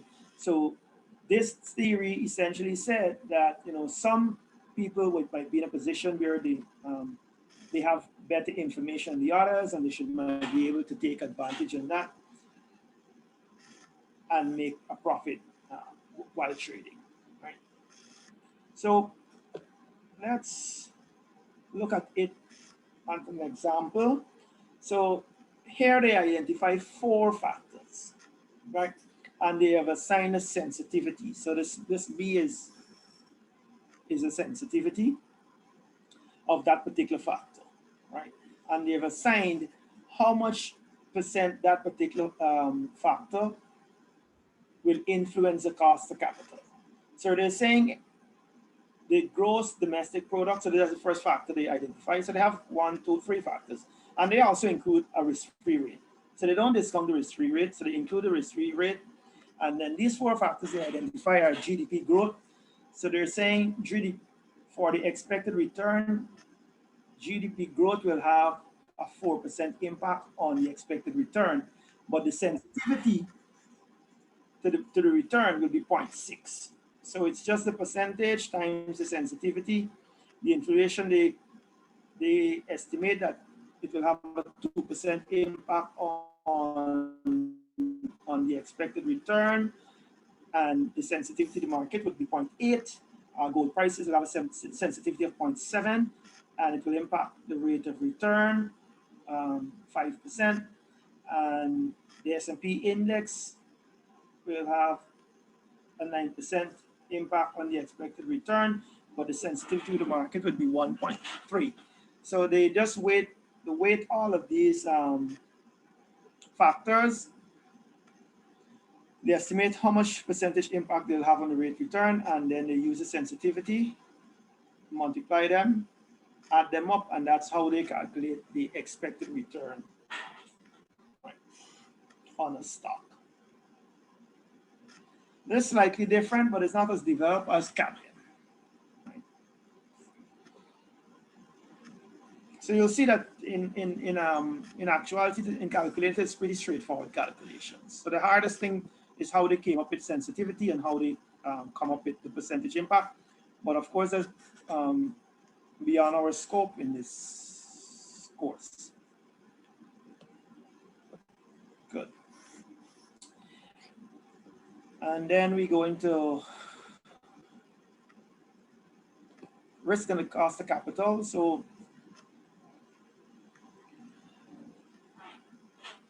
could you say exactly why we would be able to add the present value of various investments that we have?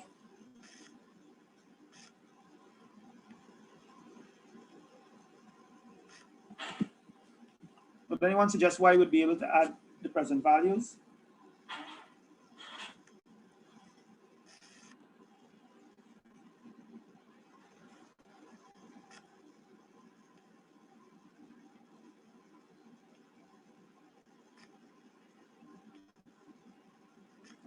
So the fact that they all come back to a standard time, then you can add them together because they all come back to a particular date. Good. So to get the cost of capital, the cost of capital of a company, or the weighted average cost of capital of a company, you have two aspects of it. Right? You have debt on one side, and then you have equity on the other side.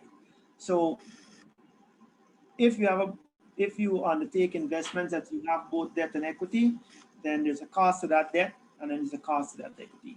Oftentimes when you take debt, the percentage, the interest rate charge on that particular debt is straightforward.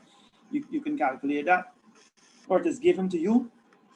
But to get the weighted average cost of capital, what you essentially do is take the market value of that debt, you divide it by the market value of debt, right? So V is debt, market value of debt plus equity. And then of course you have a rate of return that you pay, or the interest rate that you pay on that particular debt. And you add that to the interest rate on equity times the market value of equity divided by the sum of the market value of equity plus the market value of debt, right? And you remember that when we look at debt, it is a yield to maturity, which is on those bonds that is calculated, that is recognized at the cost of those debt. And then in equity, it is just, now we use the CAPM formula that we just had, right? So in a question you might be given, you might be asked to calculate these. You might be given information on debt, and then you might be given wow. You might be given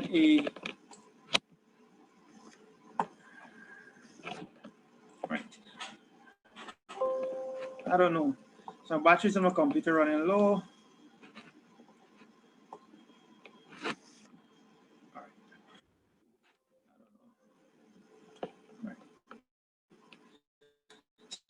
In the exam, you might be given an abridged version of a balance sheet and some other information, and you just start to calculate the market value. Remember the market value of stock.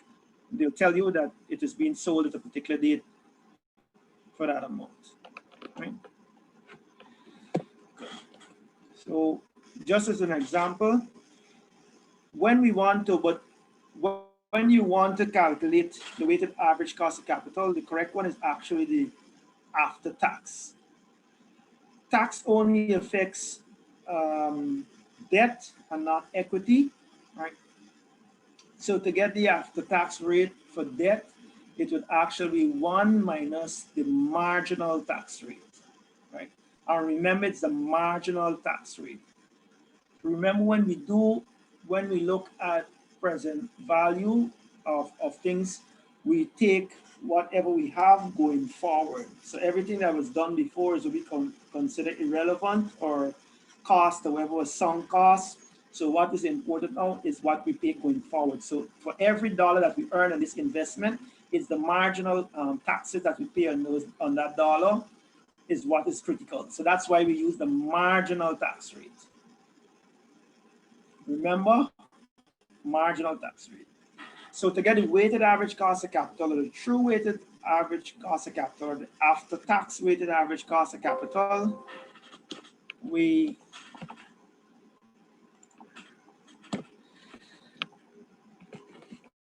I hope my computer don't go off, but it seems not to be charging tonight.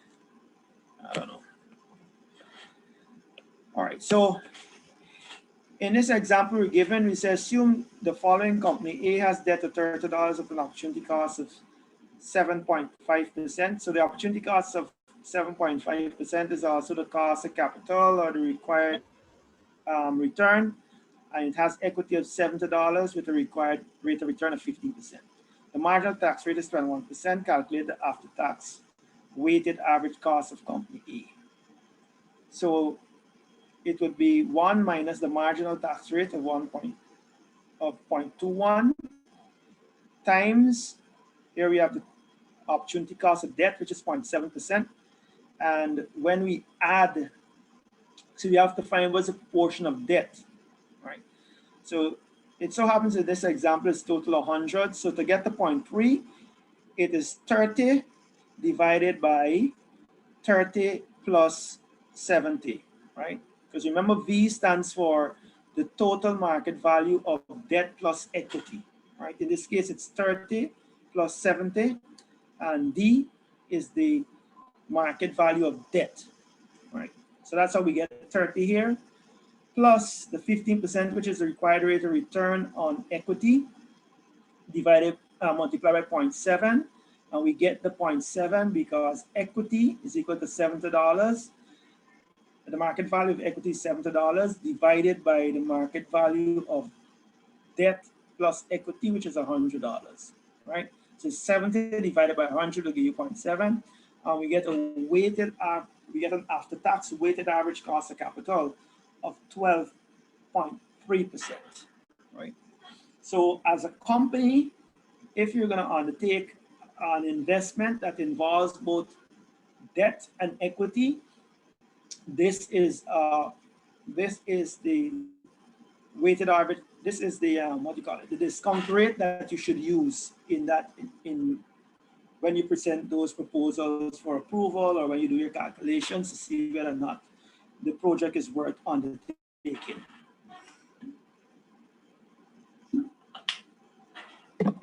Right? But just remember, this is applicable to when there's a mix of debt and equity, right? If you're gonna undertake a project where you only use an equity, then you just would have used the 15%. If, again, just to repeat, if the project has both debt and equity, then it's wiser to use the after-tax weighted average cost of capital. Any questions?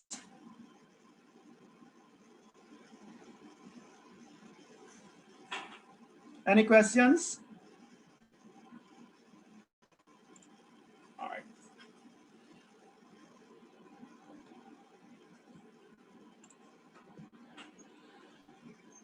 So we can also do valuations by certainty equivalence. So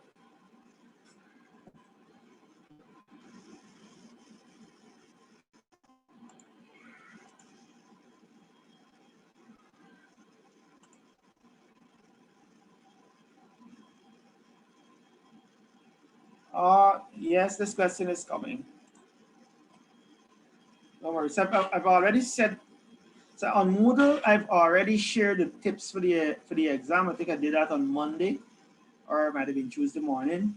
So I encourage you to go and read the tips. It tells you which questions that you should practice and understand. The test is on Sunday, right?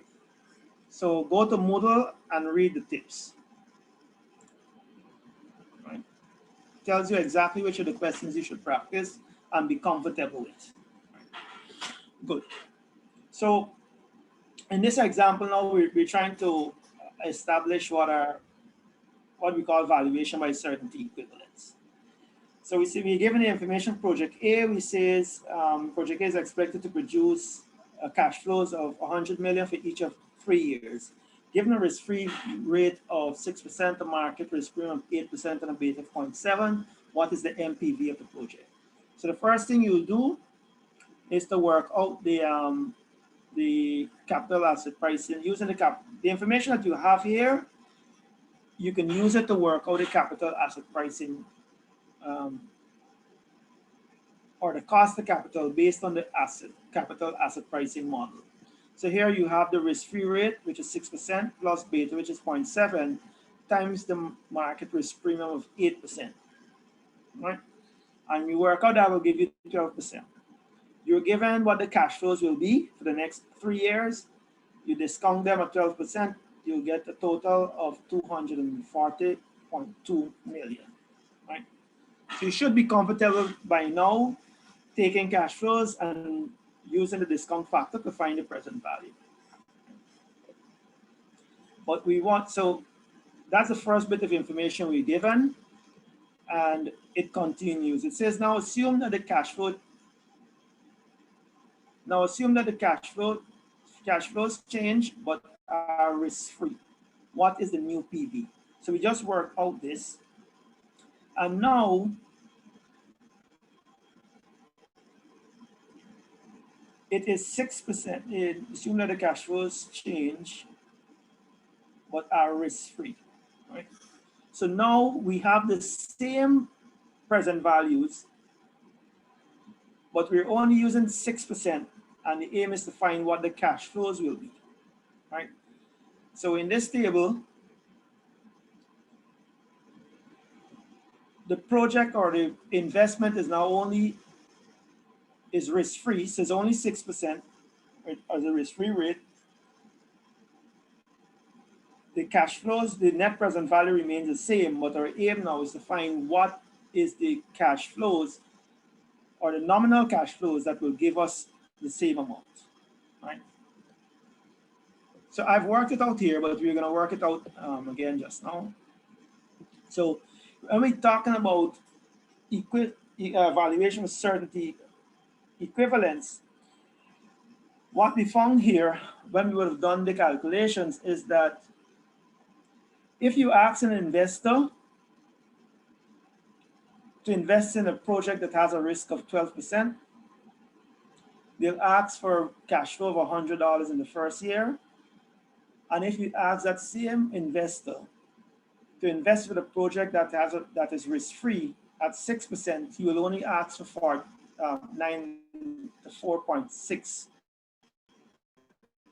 million as a nominal cash flow, right? So this is what you call a certainty equivalent. So for a risky project at 12%, right, with a required nominal cash flow of $100, for that same project, which might be risk-free now, the investor will only require 94.6 million. So you're saying a risky project of 100, which requires a nominal cash flow of 100,000 return to that investor, compared to a risk-free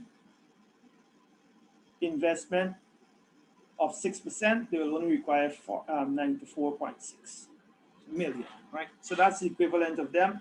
So the only difference to the 6% risk is causing this $5.4 million difference in the first year, and of course it works out.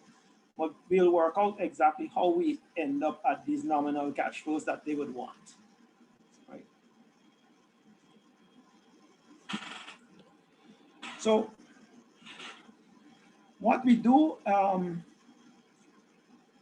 the differences between the two cash flows that we worked out is what is the reduction of risk, right?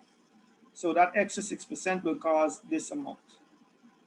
So the biggest challenge now, as we are, is how do we find what this is equal to? So knowing that the risky project, this is the present value that you want, to get what the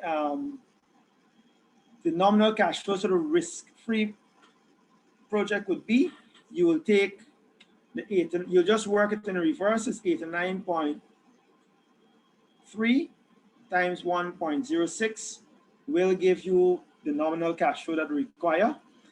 And then you just, let's do it in Excel. 89.3, right?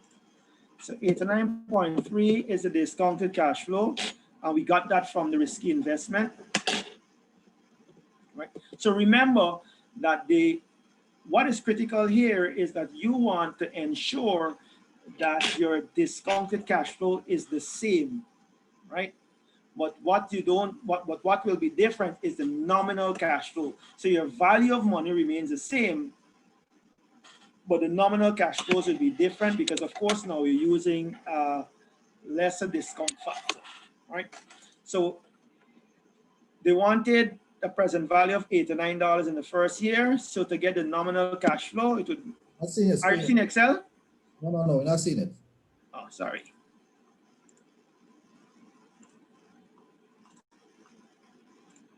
Right. So to get the nominal cash flow for the first year, it would be the discounted amount that we had times now the, what is it? 6% times 1.06. And that will give you the nominal cash flow for year one, for year two. Sorry.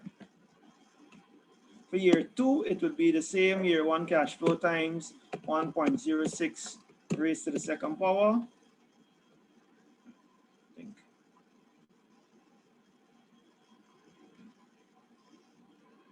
Just to make sure. No, that's 89.3.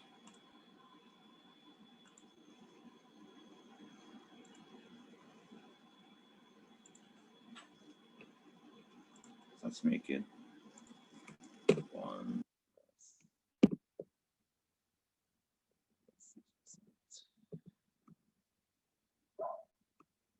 Oh, sorry. No, that's 5 point. The difference is 5 point. The difference between these two is 5.4%. Sorry.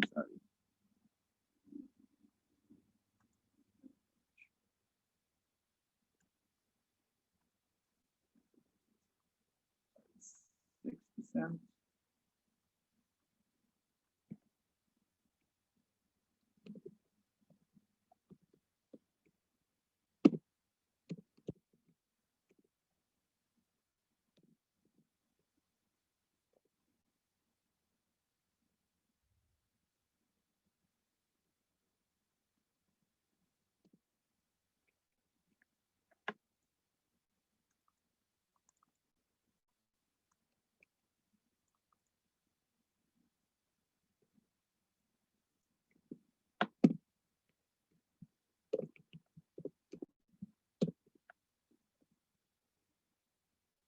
Let me do it. The next one would be 89.7. Oh, sorry. So the first one is 89.3, and we go 1 year, right? So times 1.6. The second one would be, second cash would be 79.7. That's 79.7 for the second year discounted cash flow. And the other one is 71.2. This goes to times bracket 1 plus 6% squared. And this one goes to this plus bracket 1 plus 6%. We cube the one because it's 3 periods. Oh, something wrong. What did? This one is supposed to be this plus bracket 1 plus 6% cube. I get a large number. I don't know.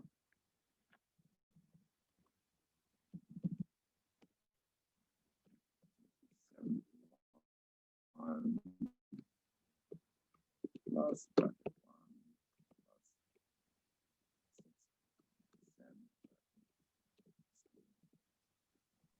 6%. So it's 11 times. It's got formatting problems. It got formatting problems. But anyhow, that's the formula for it. It's got 89.55. And the other one should be 84.4. But the same thing you do, you cube it. I don't know why. This one is 71.2. I'll put it at the top. Supposed to be 71.2 times bracket 1.06. Right. And it's supposed to get 84.8.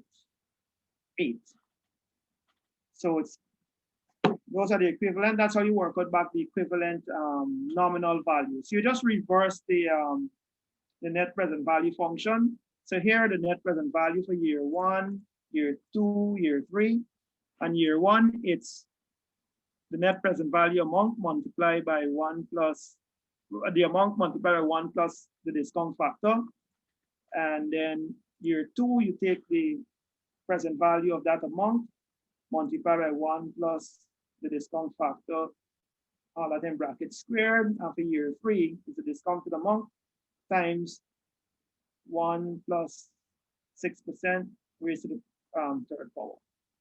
And you should get back exactly what we have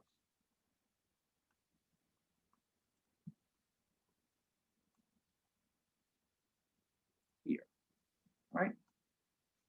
So if we're given an example, if we're given a question, sorry, so we know what is the risky investment, right?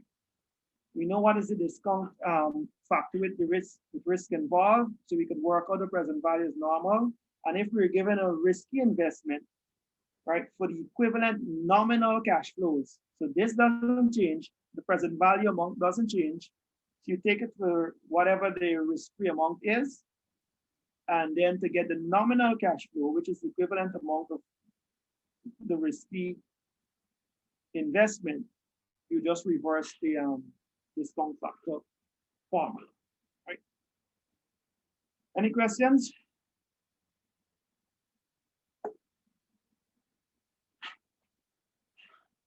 Are there any questions? That would be by the change in the percentage, which is 6%. Right, so 6% is the risk-free. So all you want to do, right? So we're saying in essence is that regardless if investment is risky or not, what we want is the same present value, right? The present value is the same. But what will be different, right? Because you don't want to lose anything. You don't want to lose a real value, right? But what will change is a nominal cash flow. So you could calculate the first risky project based on, you know, on what the nominal cash flows is, because you're given that and you discount it, and then to find what would be the nominal cash flow, the equivalent nominal cash flow of a project that doesn't have risk. That's how you work back. Using the same present value, you work back to get the equivalent nominal cash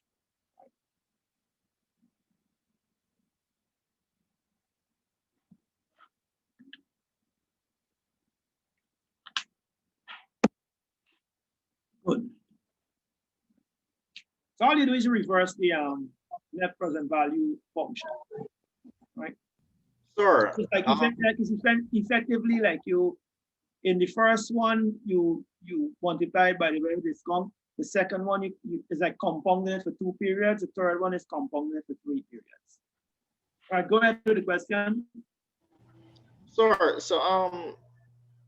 So we are saying here is that you're not changing the present value. However, right, if you receive 94.6 million of your cash flow, right, of nominal cash flow,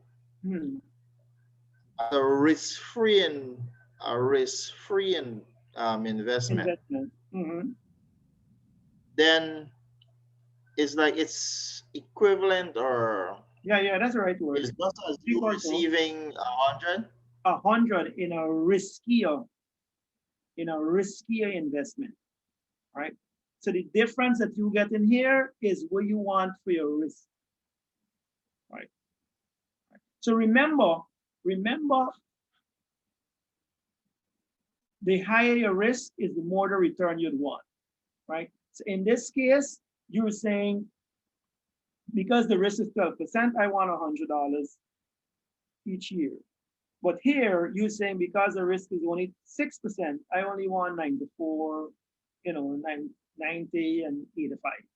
This effectively we are saying, right?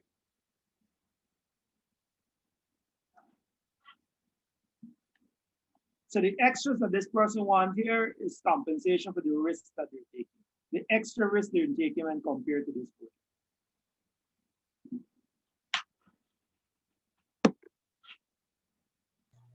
So basically, if you don't want to take a high risk, then you settle for your nominal cash flow.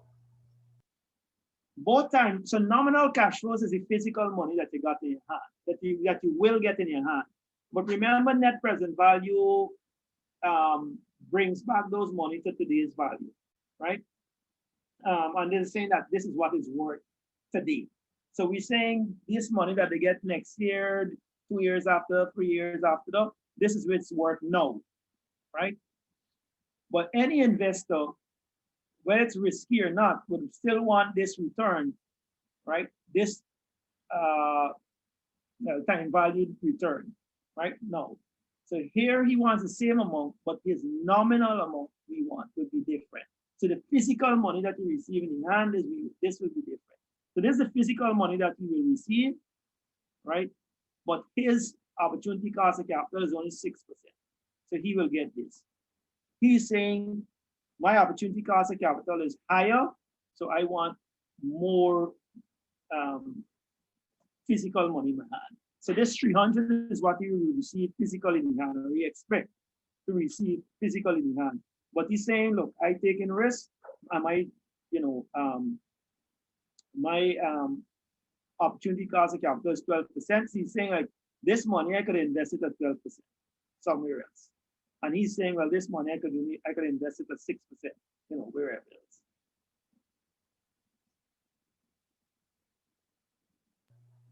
Okay, I got you.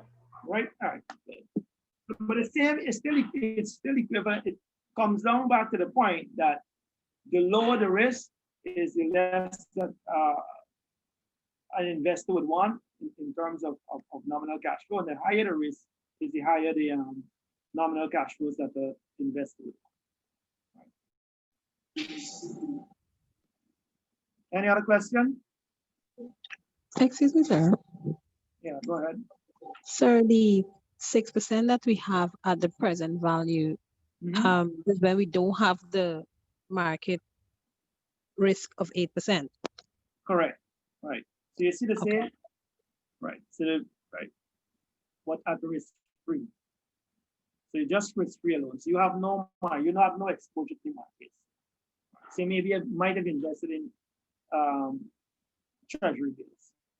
Yeah, I just wanted to make sure that when it says risk-free, it's talking about the market risk and not the actual risk-free rate.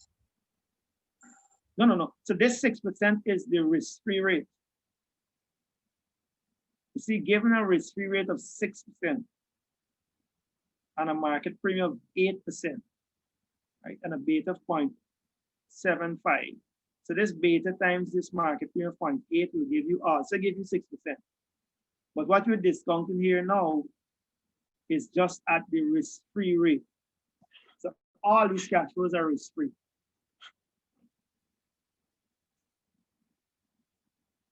So this doesn't mean anything in market.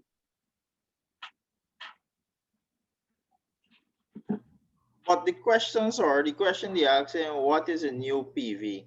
So, for example, the one on our left, right. So this person cash flow going to be 300, right?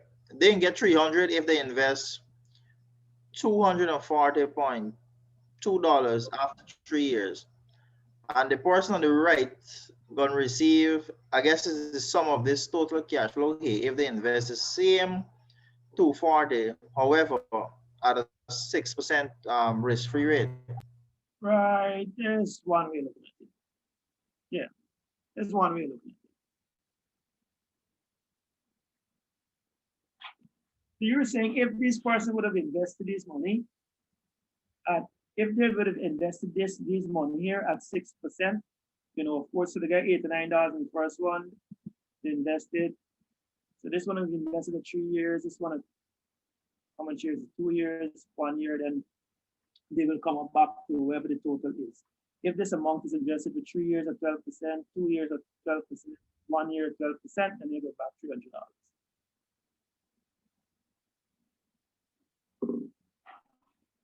Good. Any other question?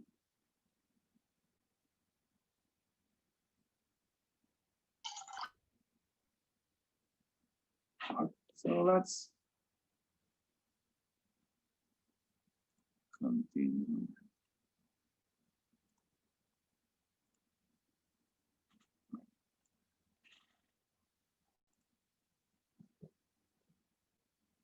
So we went right. So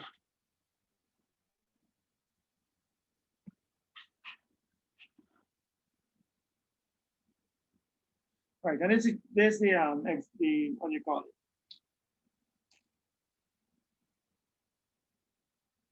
This is the explanations of what just work out on Excel.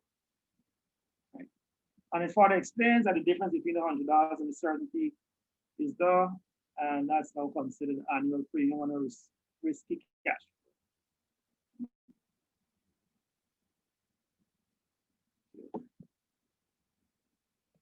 Good. And then I work out how we end up back at the monies that we had.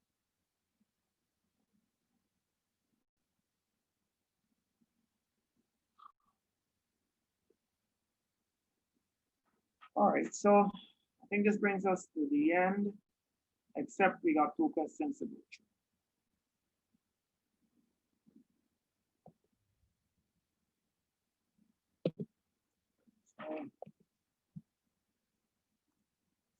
through.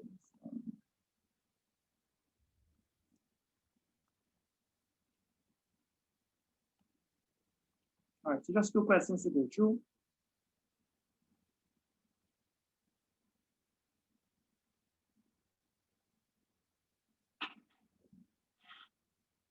So we have to calculate the standard deviation of the following portfolios. Yes, so the exam is on lecture 5 and 6. Don't worry, I'll give you a good Christmas gift, so don't worry too much. Right, so in A, that's to calculate the standard deviation of following portfolios: 50% in treasury bills, 50% in stock. Right. Treasury bills has a return of 6% on a standard deviation 0. Stock P has a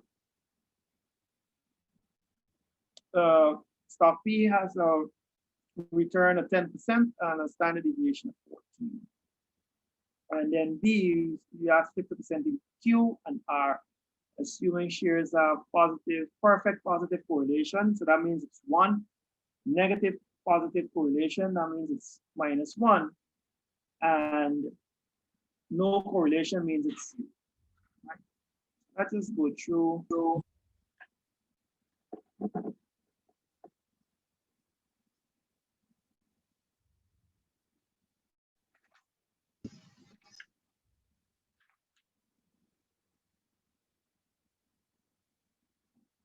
that's also question 7 in chapter 8.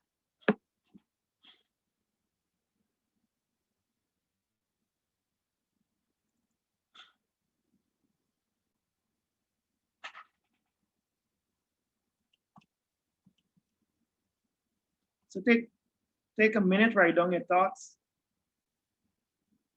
and then I'll go through the answer with you.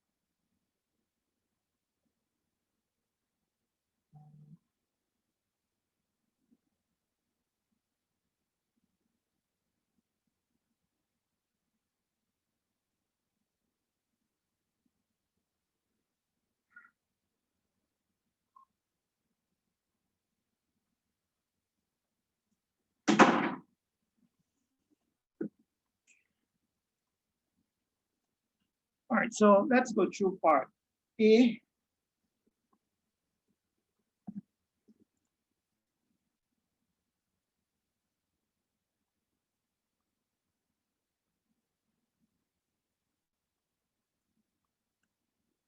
So part A, we're told that you have 50% in treasury bills, 50% in stocks. So 50% in treasury bills, it has 0 standard deviation plus 50% in stock P, which has a standard deviation of 14%, and that's equal to 0.7 or 7%. So that will be the standard deviation of that portfolio. In B, it is positively correlated, so it's 1. So the correlation coefficient is 1.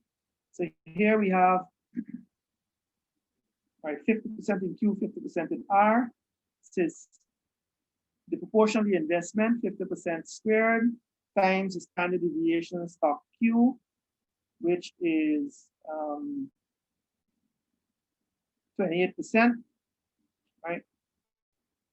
50% in R, standard deviation is 26%, we square that, and we plus 2 times the covariance, which is 50% investment in Q, investment in R, times the correlation coefficient, times the standard deviation of the 2 investments, so that's 28 and 26.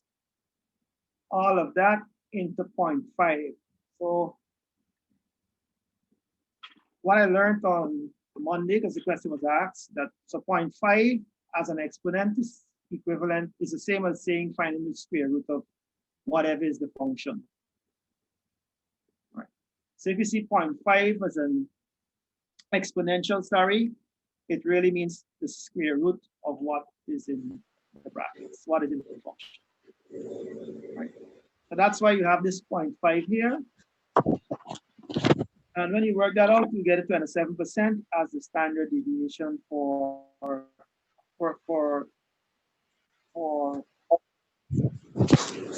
investment in Q and R, for a portfolio of 50% investment in Q and R, right?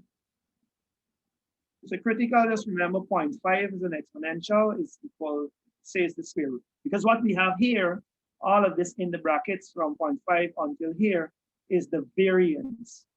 And we're asked to find the standard deviation. So we square root that by adding the 0.5 exponential, and we'll get 27% as a standard deviation. For the perfect negative correlation, the only thing we do to the equation is change the 1 to -1, and we'll get the standard deviation of 1%. Again, this shows that when you diversify and have stocks that move in opposite directions, then your risk becomes smaller, right? 1% here, 27% there. No correlation, right? So that becomes 0.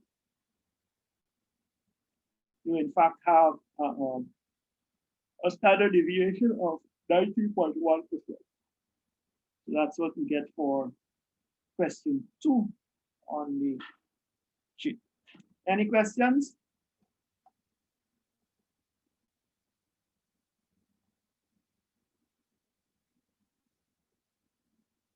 Are there any questions? Because it's a positive correlation, that's why I use the 1 at the standard deviation for the first one.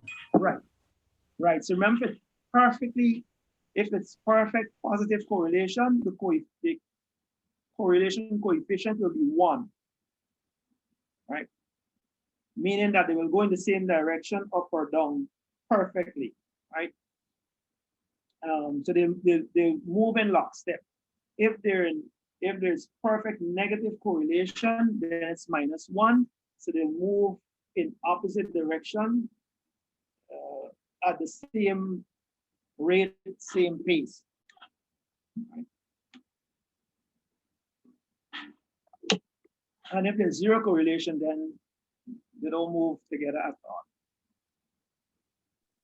Or the movement in one wouldn't affect the movement in the other. And then we have one more question. So any question on this example, number 7?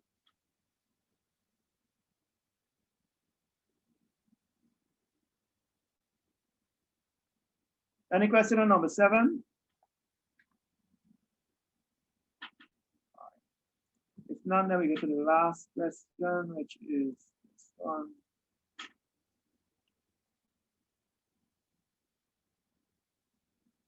Which is number 14 in chapter 8. It says the capital, well, this one looks at the capital asset pricing model. The treasury bill rate is 4%, and the expected return on the market portfolio is 12% used in the capital asset pricing model. And we only look at, I think, B, C, and D, and E, I think.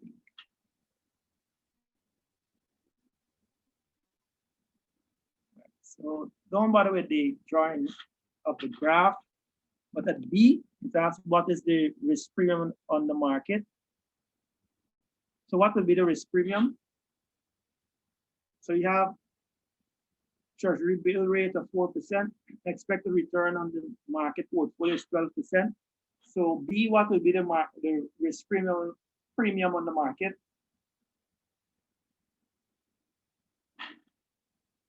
The market portfolio is 12%. The treasury bill rate is 4%. How much would it be? 8%. All right, that's correct. So there's a market portfolio of 12 minus the treasury bill rate, which is the interest, which is the risk-free rate, sorry, of 4%. Then you get 8%. So B is 8%. C, what is the required return on investment with a beta of 1.5?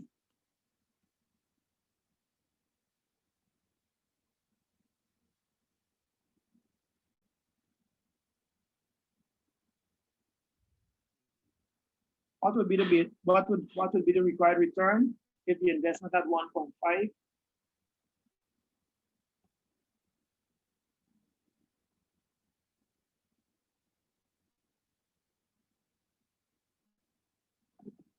So just now we work out the market risk premium, which is 8%. Since the market risk premium times beta plus the interest-free rate. So that's 8% times 1.5 will give you 12, plus the risk-free rate of 4, I'll give you 16%.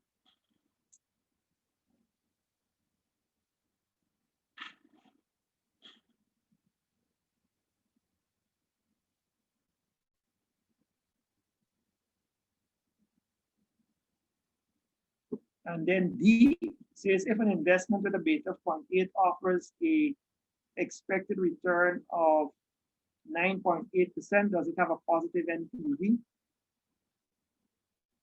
So now all the information remains the same, except so the market, we just work out the market risk premium of 8%. The interest-free rate is 4%, but now beta is 8%, 0.8, sorry. So what you call the required rate of return now will be 8% times beta of 0.8, which will equal to 6.4% plus 4% risk-free. So the required rate of return will be 10.4%. And this investment is only offering you 9.8%. Would the MPV be positive or negative? be positive. Sure.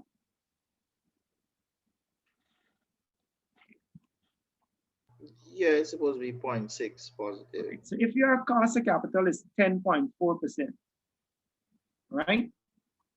But but your investment is only expected to give you a return of 9.8%.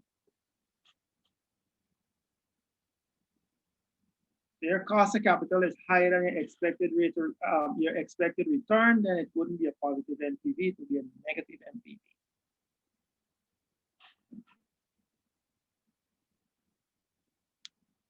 Would you want to take the investment or not?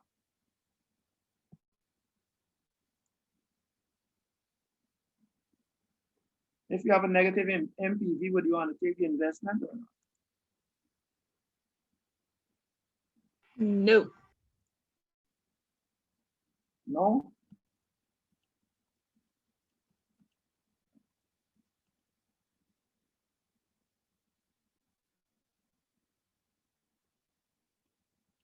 So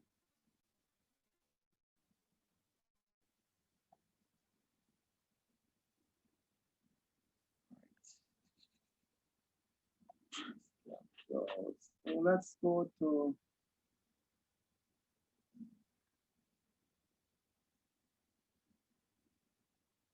E. They'll ask you, says if the market expects a return of 11.2% from the stock X, what is the beta?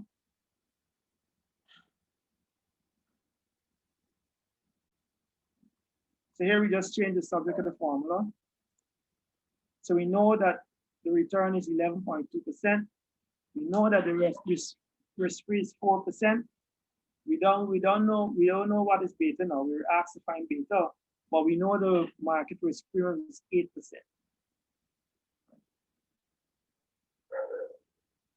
So we change the subject of the formula, we should get beta 0.9.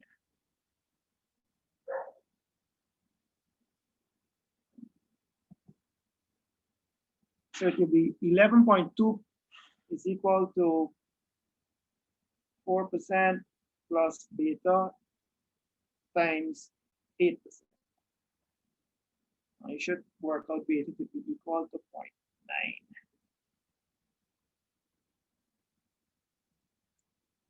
And for easier calculation, you could probably change all the percentages into this. Sir, please go over again. The question says, this question gives you the cost of capital, which is 11.2%. Risk-free remains 4%. The market risk premium remains 8%, and you're asked to find beta.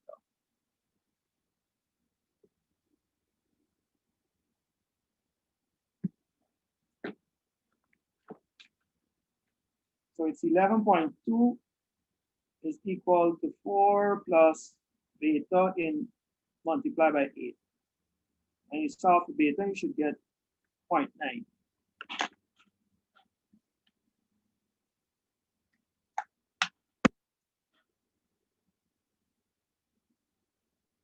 Good.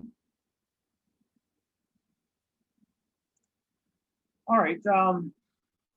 Yeah, tonight was a really long, tough slug. But what I can assure you is that at least you know the basics of these 3 chapters. We didn't go down into much deeper into a lot of the areas simply because I think it's beyond the scope of undergrads. So you should expect on Sunday, because I know this lecture is only Thursday, you basically got Friday and Saturday to do any work.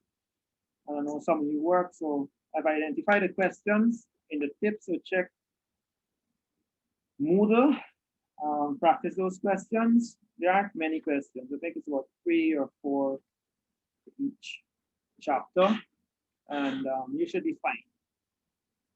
But just like how some of the questions, so you should expect tie-in from other ones. So like when we ask the weighted average cost of capital, I mean, I might give you a snippet of a balance sheet, and then you gotta extract with debt, with equity, right? And then do the calculation. But the figures will be right here. It's just to recognize what is debt and what is equity. And the test is on Sunday. Right? The test is on Sunday. Right. Right. So expect just some tie-ins from maybe. So you will have to get knowledge of some of the previous lectures. So it's not, anything too extensive. So I want to give you about the exact example that you work in the case. But nothing to make you feel miserable for Christmas. Once you would have done the practice questions, then you should be fine. Any questions?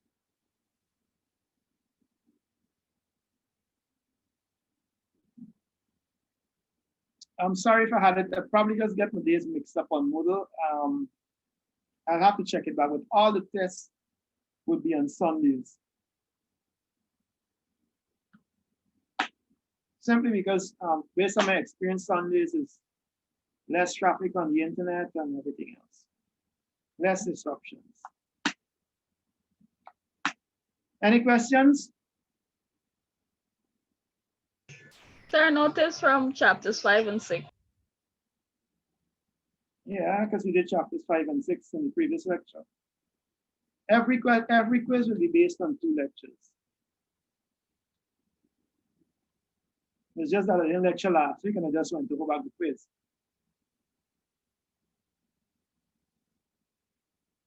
Any other observations? Those first two quiz was based on. Do that again, speak up. Those first 2 quiz was based on 2 chapters each. 2 lectures, 2 chapters Right. each. Yeah, they're both based on 2 lectures. This one is about 5 chapters. This one is 5 chapters.